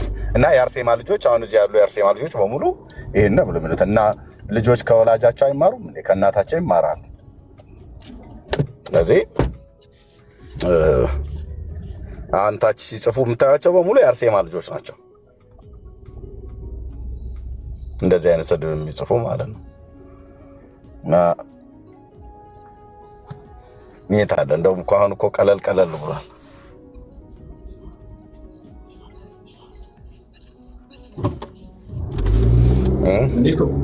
በቀን 100 አይሆንም እንዴ? 100 ከ100 በላይ የሚበሉት እዚህ ቤት ሞዴሬተሮችን ቦልኳቸው። ኧረ ነው ፍታቸው፣ በሙሉ ፍታቸው። እሺ እንግዲህ ወንድምነት ካላችሁ በሙሉ ፍታቸው።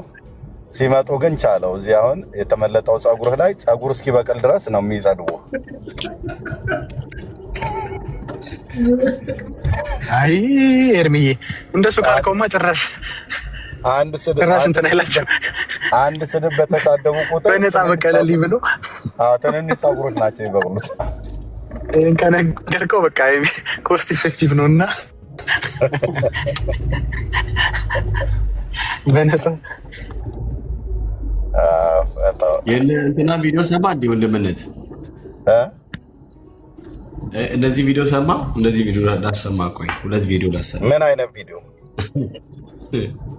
አይ በሊስ እኔ በቀኛው ላይ ብዬ ነው የወጣሁትኝ። ምንም ክፉ ቪዲዮ ምናምን ነገር እንዳታሰሙ። ደግ ቪዲዮ እትየው ከታች እየጻፈች ነበረ። ምንድን ነው የምታሳዩኝ ቪዲዮ? እሺ ላሰማሽ። በጣም በሚገርም ሁኔታ አንድ ሰው ካላመን ሲጀምር ወደ ጥምቀት ሊሄድ አይችልም ማለት ሊጠመቅ ይችላል። ወንጌል ተሰብኮልህ ክርስቶስ ጌታ ነው ብሎ አይ አልቀበልም ብሎ ጥምቀት ግን ሊቀበል ይችላል? እንዴት ሊቀበል ይችላል? ወንጌሉ ሲጀመር ወንጌል ጥምቀትንም የያዘ ነው። ኦኬ ወንጌል ማለት ኦኬ ሰው የሚድነው አምኖ ተጠምቆ ነው የሚለውን ትምህርት ጭምር የያዘ ነው። ሰው ለመዳን ክርስቶስን መቀበል አለብህ፣ ማመን አለብህ፣ መጠመቅ አለብህ የሚለውን አላምንም ካለ ተጠመቅ ልትለው አችልም። ምክንያቱ ሲጀመር በወንጌል እኮ አላመን በትምህርቱ ሳይቀበል እንዴት ወደ ጥምቀት ሊሄድ ይችላል? ስለዚህ ያላመነ ሲል ከጅምሩ ትምህርቱን ያልተቀበለ ሰው ሊጠመቅ በጭራሽ ራሱ አይችልም። ለዛ ነው የጥምቀት ወንጌል የምናውቀው። ይህን ቪዲዮ ላክልኝ። እራሱ እኮ አሁን የሚያወራው ሰውዬ እራሱ ይህን ድርጊት አላደረገውም። አሁን ይህንን ያወራው ሰው እራሱ ይህን ቪዲዮ በፍጹም አላደረገውም። ይሰማል ድምጼ? ያ ይሰማል። አሁን ይህን የተናገረው ሰው አንተ ወንጌሉን ሰምተህ ተምረህ አውቀህ ጌታን ተቀበለህ ነው ወይ ተጠመቀህ ብለህ ብትለው ኖ ፐርሰናል አታድርገው ነው የሚለው። ፐርሰናልኛ ቴዎሎጂውን ነው የምናወራው ነው የሚለው እንዳክሊለ ማለት ነው። ያላደረጉትን በህይወታቸው ላይ አፕላይ ያላደረጉትን ነገር ያው ቲክታክ ተመቸ ወሬ ማለት ነው። ወሬ አንድ ኦርቶዶክሳዊ አምኖ የተጠመቀ የለም። አንድ እና ያው ፖለቲካውን ነው ለማለት ነው።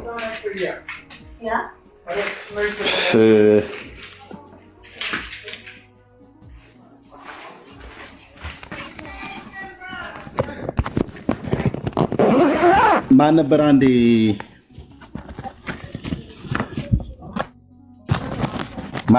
የሆነ ጥያቄ ሲጠይቀው ሰለሞን የሚባለው ወንድም ሲጠይቀው እኔ እንትኑ ነው ምንድነው ቴዎሎጂውን ነው ማውራት የምፈልገው ፐርሰናል አታድርገው ያለው ማለት ቀድሜ ያለው አክሊለ ነው ይሄን ቃል ያለው ባይዘው ፐርሰናል አታድርገው ማለት እኔ ቴዎሎጂው ላይ ነው ማውራት የምፈልገው ልክ ፖለቲካውን የምፈልገው ነው። አንተ በህይወት አፕላይ አድርገዋል አላደረከውም ብለህ እንዲህ አይነት አጣብቂኝ ጥያቄ ያጠይቀኝ አይነት ነገር ነው። እና ስለዚህ ኦርቶዶክሳውያን ጥምቀት ያድናል ብለው ሲሉ ውሸታሞች ናቸው። እነሱን ያላዳነ ሊያድናቸው የማይችለውን ጥምቀት ደነናልን ብለው ቢሉ እርግጠኛ ሊሆኑበት የማይችሉትን ጥምቀት ነው የሚያወሩት። ስለዚህ እኛ ፖለቲካ ሰልችቶናል እና ጸጋ ይብዛላችሁ። ቀጥሉ እናንተ። ጥቂት ደቂቃ ቢዚ ይሆናለሁ። በቃ የጫንኩ ስለሆንኩ መኪና ውስጥ ቴንክ ዩ። እሺ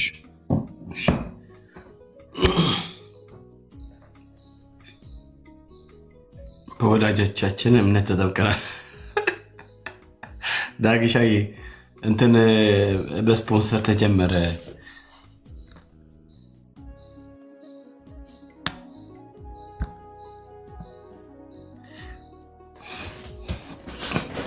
ዳግሻዬ ወደ ቀደሙ ሀሳባችን ስንመጣ ቀደም እንዳልከው ለምሳሌ የስግደቱ ጉዳይ ምናምን ነገር ማለት ፌር አይደለም። ለምሳሌ አብርሃም ቀደም እንዳልከው የቄጤ ሰዎች ለአብርሃም ስላደረጉለት ነው አለ ራይት።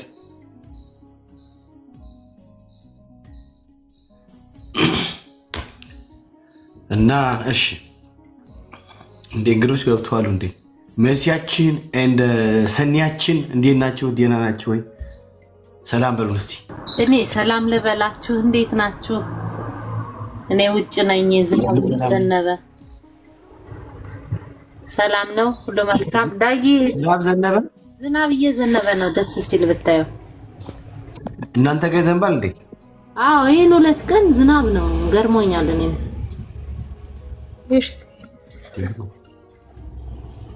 እኔ የምለው ወንጌላዊ መጽሐፍቶቹ ብዛቱ ወይ እሱ ነው የሚያደክመው መቼም። አንድ ቀን እነሱም ሲጥሉት አንተም እንድጥለው እንግዲህ የሆነ ቀን ይህ ቀን በደረሰና ባረፍን። ተባረኩ አላህ። ግን ሰኒ ጥሩ ታርገሽ ነው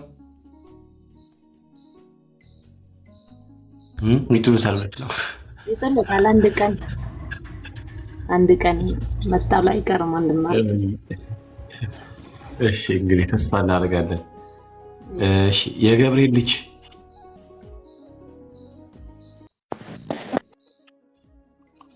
ልጅ አረቴ በጌታ ሪፖርቱን በቃ ላስወርደሽ ነው። አትደበቂ።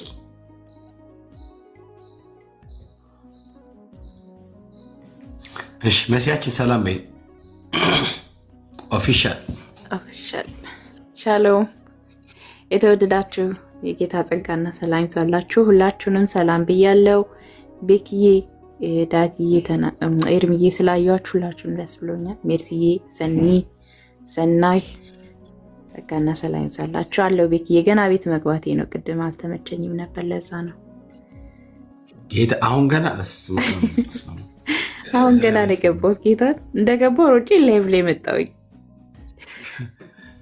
ኦልሞስት 3 ሰዓት ተጉዝሻል ማለት 3 ሰዓት አለ። በጣም ብዙ ሰዓት። እሺ ለበሻ ሰላም ነው?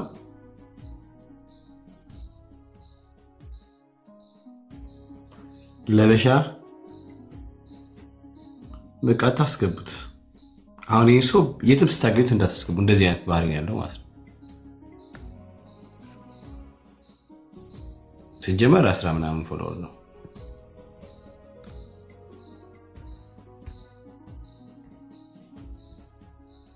እግዚአብሔር ካንተ ጋር ነው ብራዘር።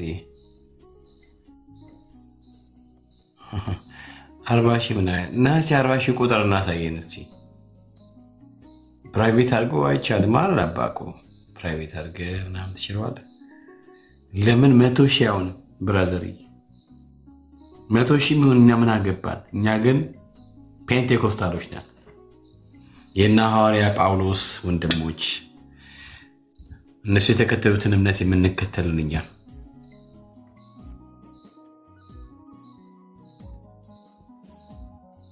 እና ዳግሻዬ ምንድነው እሱ ጧፍ ገዝተው ሲሄዱ ጧፉን ለኩሶ እንትን ሲሉ መስገድ ሳይሆን መሰገድ ነው የሚገባቸው ነው።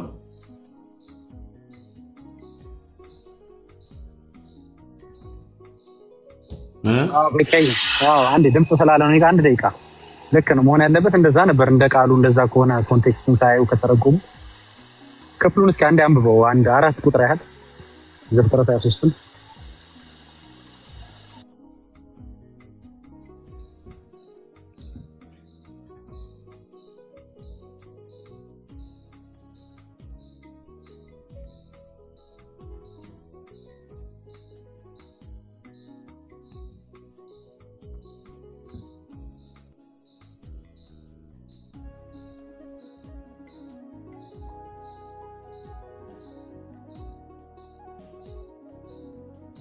ድምጽ ጠፋ። ቤካይ ከቁጥር 1 ጀምሮ ያለውን ዘፍጥረት 23 አንብበልን።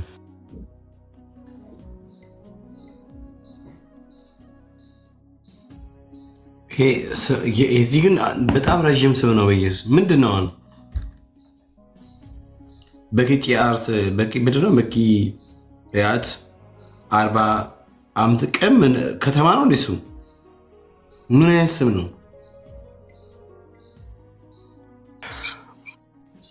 በቂርያት አርባቅ በጣም ረጅም ነው። ኧረ በስመ አብ በሰጥሮት ምን ችግር አለ? እሺ ሞተች። እርሷም በከነዓን ምድር ያለች ኬብሮን ናት። አብርሃም ለሳራ ሊያዝንዳትና ሊያስለቅሳት ነው የሚለው። ሊያስለቅሳት ተነሳ። አብርሃምም ከሬሳው አጠገብ ተነሳ፣ ለቄጤ ልጆችም እንዲህ ሲል ተናገረ።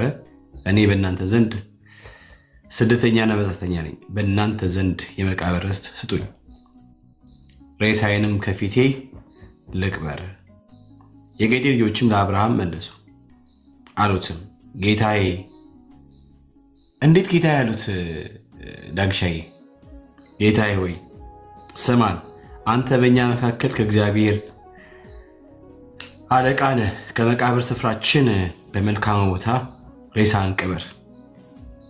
ሬሳን ትቀብር ዘንድ ከኛ መቃብሩን የሚከለክል የለም።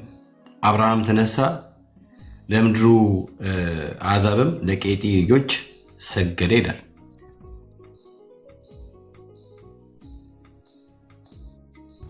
ቤካዬ ሰማሉ። አዎ ኦኬ። ጌታ የሚለው ያው እስራኤላውያኖች ከኛ ጋር የሚመሳሰል ባህል አላቸው። ያው ሰንዬ ነው ቅድም ነው ሰንዬ መስላይሽ መስሎኝ ጌቶች ምናምን ትላለህ። እሱ ጌታ ነህ ለማለት አይደለም፣ ግን አለቃችን ይሉታል እዛ ክፍል ላይ እንደሆነ እና አለቃ የሆነ ጻድቅ የሆነ አብርሃም እምነት ለሌላቸው ለአሕዛብ ለሆኑ ለጣዖት አምላኪያን ሰገደ ሲልህ ምንድን ነው ክፍሉን ላይ ማየት አለብህ ማለት ነው። እንዴት ጻድቅ ሰው ለአሕዛብ ሰው ወይማን ነው እስራኤላዊም አይሁዳዊ እንዴት ለአሕዛቦች ይሰግዳል ብለህ መመርመር አለብህ። ይሄንን ክፍል ወስደህ እኔም እሰግዳለሁ ካልክ ኦኬ ይሁንልህ፣ ጥሩ። ስለዚህ አንተ ጻድቆች የሚስገዱ ጻድቆች አሉኝ ብለህ የለም ጻድቃኖች እኮ እነሱ ጻድቃኖች ይስገዱ። አሁን እኮ አንተ ነህ ለጻድቃኖቹ የምትሰግደው። አንተ ኦርቶዶክሳዊው እንደ አብርሃም እየተሰገደልህ አይደለም። እንግዲህ ተቃራኒ ሆነ እኮ ነገሩ። እዛ መሬት ሰጥተው አብርሃም ሰገደላቸው ይላል ክፍሉን ስታረም። ስለዚህ አንተ ሻማ ሰጥተህ ጻድቁ ላንተ ይስገዳ ቀጥታ እንደዚህ ወስደዋለሁ የምትል ከሆነ ይሄንን ለስግደት እንደ ማስረጃነት እንደ አክብሮት ስግደት እንደ ጸጋ ስግደት ምናምን ወስደዋለሁ የምትል ከሆነ እሺ ውሰደውና ያንተ ጻድቆች አንተ ቤት ያሉ ጻድቃኖች ላንተ ይስገዱልህ ማለት ነው። ከፓትርያርኩ ጀምሮ ላንተ ይስገዱልህ። ከአብርሃም ተምረው እኮ ነው። አብርሃም ሲሰግድ ስላዩ አብርሃም ጻድቅ ሆኖ እንኳን ሳለ አልሰግድም ሳይል ግን ስለሰገደ ስለዚህ ይስገዱልህ። እንደሱ ከሆነ የምትረዳው ክፍሉ እንደዛ እያለ ከሆነ ይሄንን ለመስገድ ምክንያት አድርገህ የምትጠቅሰው ከሆነ አንተ አይደለም እዚህ ላይ ታዲያ በዚህ ክፍል መሰረት አንተ አይደለም መስገድ ያለ። አንተ እኮ ሰጪ ነህ፣ እነሱ ተቀባይ ናቸው። ተቀባዩን መስገድ ያለበት። ስለዚህ አንተን ጧፍ የሚቀበሉ ላንተ ይስገዱላ። እንደሱ ከሆነ ጥያቄ ያለው ሰው ይግባ። አንድ ጊዜ አንድ 5 ደቂቃ ሌሎች እህቶችን ወንድሞችም ሄዱበት። እሺ ዳግሻዬ ተባረክ አባኮ።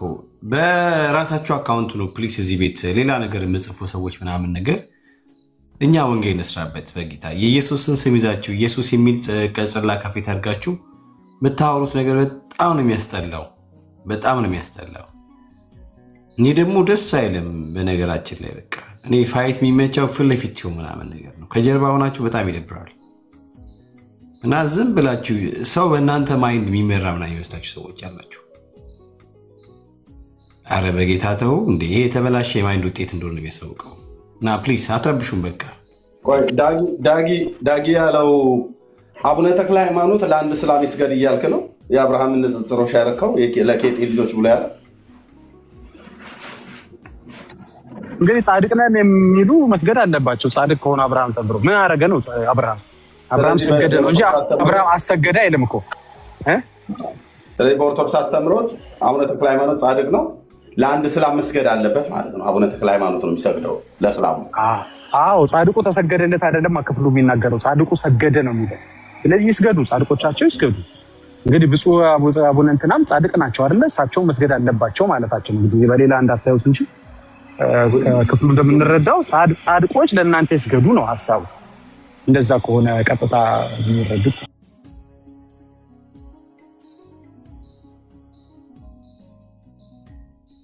ኤርሚ ያለ ይሰማል። ሜጋ ድምጽ ስላለ አይ ገባኝ እኮ አይ ጉድ ነው ያልኩት። አዎ ሌላው ደግሞ ምን መሰለ የሰጠ አልሰገደም። እዛ ክፍል ላይ እንደሆነ የሰጠ ተሰገደለት። አሁን እኮ እየሆነ ያለው የሰጠም እየሰገደ ነው። ሰግደውም ሰጥተውም ይሆናል እንዴ? ኤርሚ ፌር አይደለም። ትንሽ አረፈ ብለው ነበር ለአንድ ወር ያህል መጽሐፋቸውን እንደገና ደግሞ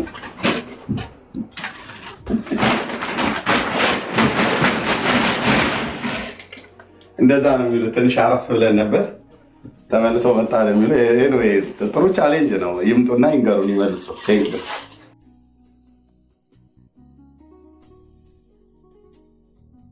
አልገባኝም። ማን ለማን ነው የሚሰግደው? ወዴት ነው የሚሰገደው? ዳጊ ማን ያወራው? መስዬ ነሽ? ያው ዳጊ እኔ ነኝ። መስዬ እሺ፣ አዎ ይቅርታ። ክፍሉ ላይ እንደምታዩልሽ አብርሃም መሬት ሲሰጡት መቀበሪያ ስፍራ ማለት ነው ሲሰጡት፣ እነዚህ የሰጡት ደግሞ አሕዛቦች ናቸው። ለአሕዛቦቹ እንግዲህ ሰገደ ይላል። እንግዲህ እንደምንረዳው ከባህላችንም ተመሳሳይ ስለሆነ ክፍሉም እንደሚያስረዳው ሲሰጠው አመስግኖ እንዳመሰገነ ነው የሚያሳየው። ቴንኪው እንዳለ ነው የምንረዳው ክፍሉን። እኛ አይደለም የሚል ካለ የሚሞግተን ካለ የክብር ነው የሰገደው። ኦኬ ጥሩ ችግር የለም የክብር ብለን እንውሰድላችሁ። የክብር ስግደት እናንተ እንደ አብርሃም ለአሕዛቦች ትሰግዳላችሁ ወይ ነው? የክብር ስግደት ለእስላሞች ትሰግዳላችሁ ወይ ነው የመጀመሪያው ጥያቄ። አንደኛ ይሄ ነው። ስለዚህ የእናንተ ጻድቆች ሲሰጣቸው መስገድ አለባቸው እንጂ እናንተ አይደላችሁ መስገድ ያለባችሁ። በክፍሉ መሰረት ጻድቅ ነው የሰገደው። ስለዚህ ጻድቅ ነው አንተም ቤት መስገድ ያለበት። አሁን አዲስ ኪዳን ላይ ይሄን እንደዛ የምትረዱት ከሆነ የመጀመሪያው ነገር ይሄ ነው። ሁለተኛ ነገር ደግሞ እዚህ ክፍል ላይ እንደምታዩ መሬት የሰጡት ስግደት የሰጡ አይደሉም። መሬትም ሰጥተው ስግደትም አላቀረቡም ለአብርሃም። ስለዚህ የሰጡ ተቀብለዋል ምን ስግደት። ስለዚህ በዚህ ዘመንም ኦርቶዶክሳውያኖች ይህን ቀጥታ የምትረዱት ከሆነ ስትሰጡ ለጻድቁ ጧፍ ስታበሩ፣ ገንዘባችሁን ስትሰጡ፣ ጊዜያችሁን ዘመናችሁን ስትሰጡ፣ እነሱ ደግሞ በተራቸው ለእናንተ ስግደት ይስጡ ከአብርሃም ተምረው ማለት ነው። ይሄ ነው እንግዲህ ያለው ነገር። አይ ካላችሁ ክፍሉ በግልጽ እንደሚያስረዳው እያመሰገነ ከሆነ እንደ አይሁድ ባህል መሰረት እያደረገ ካልሆነ የክብር ነው የምትሉ ከሆነ ኦኬ ጥሩ፣ እናንተ ቤት ያሉት ጻድቃኖች የክብር መስገድ ይቀጥሉ ለማለት ነው። ቴንኪው ዳጊ፣ ያውን ግልጽ ሆኖልኛል። እንግዲህ ይግቡ እስቲ ይግቡ። ወንጌላዊ እንኳን ደህና መጣ። ስለመጣ ደስ ብሎኛል ስላገኘሁ። ሰላም በለን ዳግሻ። የወንጌላዊ ናወቀው እነሱ ጋር ነበርክ። ቴኪ ሰላም ላንተ ይሁን። ኤርሚ ዳጊ ሁላችሁም ሰላም ላንተ። ወንጌላዊ ትላንትና አወራ መሰለኛል። ትላንት ነው ከትላንት ወዲያ። ሰላም ወንጌላዊ እንዴት ነህ? ለንደን የተገናኘ ነው? ከኔ ጋር አልተገናኘ፣ ምናልባት ከአብዱ ሰላም ጋር እንዳይሆን። ኦኬ። አይ ኢትዮጵያ መካነ ኢየሱስ እኛ ቸርች ያገለገልክበት ኮልፌ መካነ ኢየሱስ። እሺ ኦኬ። ሰላም ወንጌላዊ እንዴት? ይቅርታ በቃ እሺ። ሰላም ብያለሁ። ጌታ ይባረክ። ተባረክ ወንድሜ። አሚን አሚን። ተባረክ ኤርሚዬ። ሰላም ላንተ ይሁን።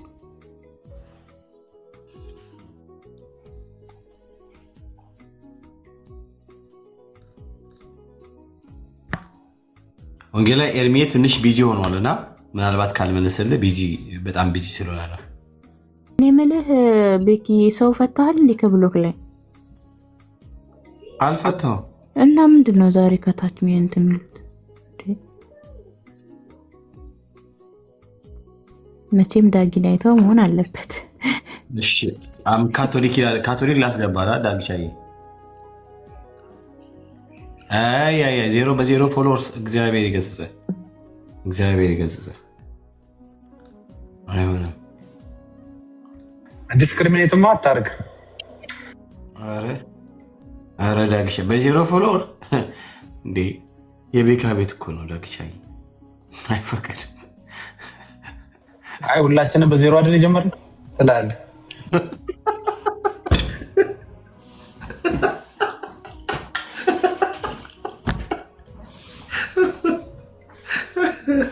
እኛ ፎሎወር 0 ሲሆን ሳይሆን ህይወት 0 ሲሆን ነው የምንጣላው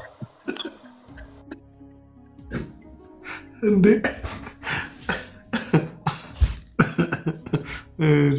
እሺ ጥያቄ ያለኝ የሚል ሰው አለ።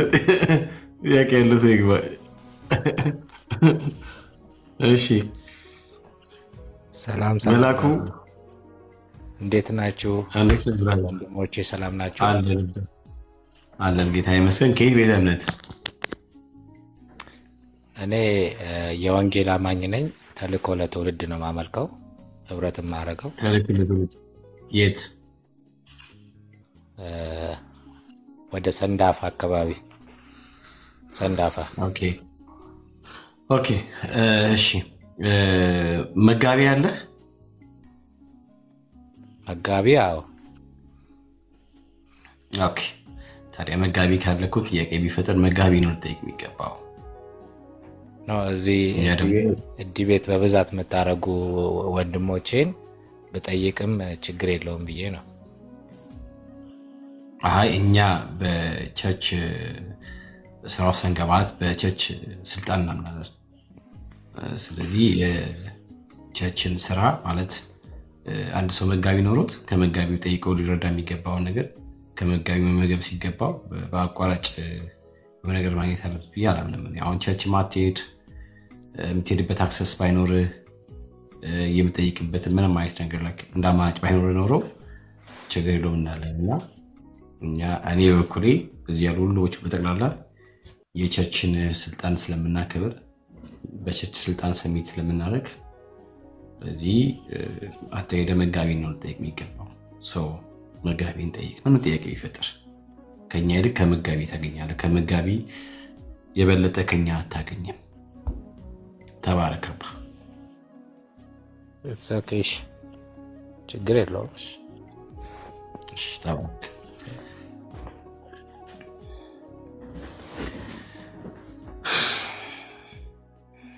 እሺ ዳግሻ ያራውሩ አይገቡም እኮ መግባት አይችሉም።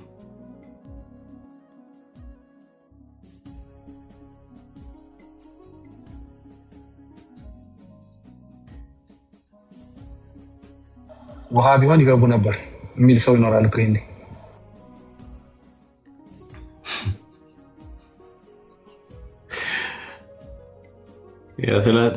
ትላንትና እንደውም እንትን ዘማሬና ስግደት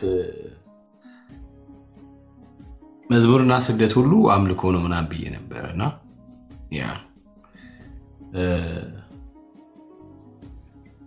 አይ ቲንክ አንድ ሰው ብቻ ነው የገባው።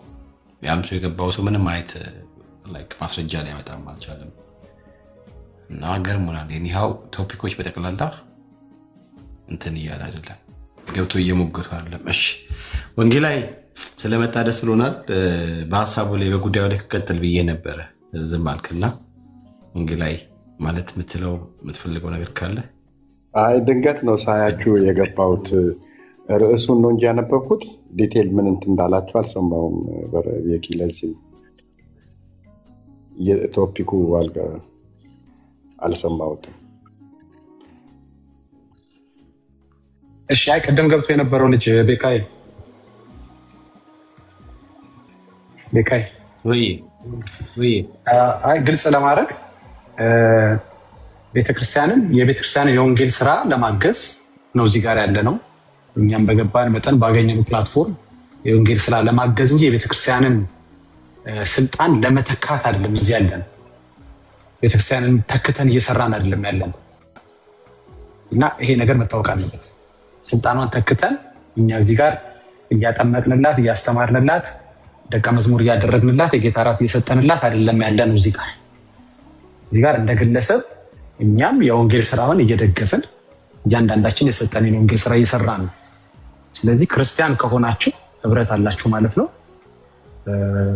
ቤተክርስቲያን ኦቶሪቲ መተካት አንችልም። ተክተን እዚህ ጋር መስራት አንችልም። ማንኛውንም ጥያቄ በእርግጠኝነት መሪዎች ለመመለስ ለማስተማር ፈቃደኞች ናቸው። ከዛ ውጪ መማር የምትፈልጉ ካላችሁ የትም ቦታ መማር ስለሚቻል እዚህ ጋር በምናደርገው ውይይት እኛ ከእናንተ እንደምንማረው እናንተም ከኛ መማር ትችላላችሁ። ራሳችንን እንዳስተማሪ እያየን አይደለም እዚህ ጋር የገባን ነገር ግን እያካፈልን ነውና ወንድማችን ቅር እንዳይልህ ሌሎችም ካላችሁ በህብረታችሁ ውስጥ እዛው ከቤተክርስቲያን ሄልፕ ስለምታገኙ ብለን ነው ኢንካሬጅ የምናደርጋችሁ። እናንተን ኦልሬዲ የዳናችሁትን ላይ ኢንቨስት ከማድረግ ወይም እናንተ ጋር ጊዜ ከመውሰድ ጭራሽ ወንጌል ያልሰሙ ወይም ደግሞ ግራ የተጋቡትን ማገልገል ይሻላል ብለን ስለምናምን ነው።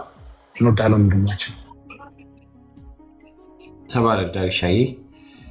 እስቲ የምትወደው ሚኪ መጥቷል። እሺ ድላዊት ሰላም ላንቺ ይሆን። አይ ቲንክ ሰላማችሁ ይብዛ። እንዴት አመሻችሁ? እግዚአብሔር ይመስገን። ከየት ቤተ እምነት አለም?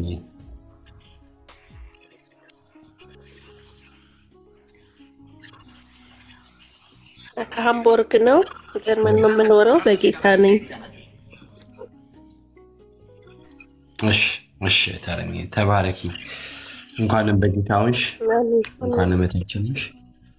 ያ ዛሬ እንግዲህ የፈለግነው ኦርቶዶክሳውያንን ነው። ሁለት ቦታ ያስቀረነው ለኦርቶዶክሳውያን ነው። ገብቶ እንዲወያዩ በዚህ ባስቀመጥነው ርዕስ ላይ ጸጋ ያለሽ ተባረኪ። እሺ አሜን አሜን።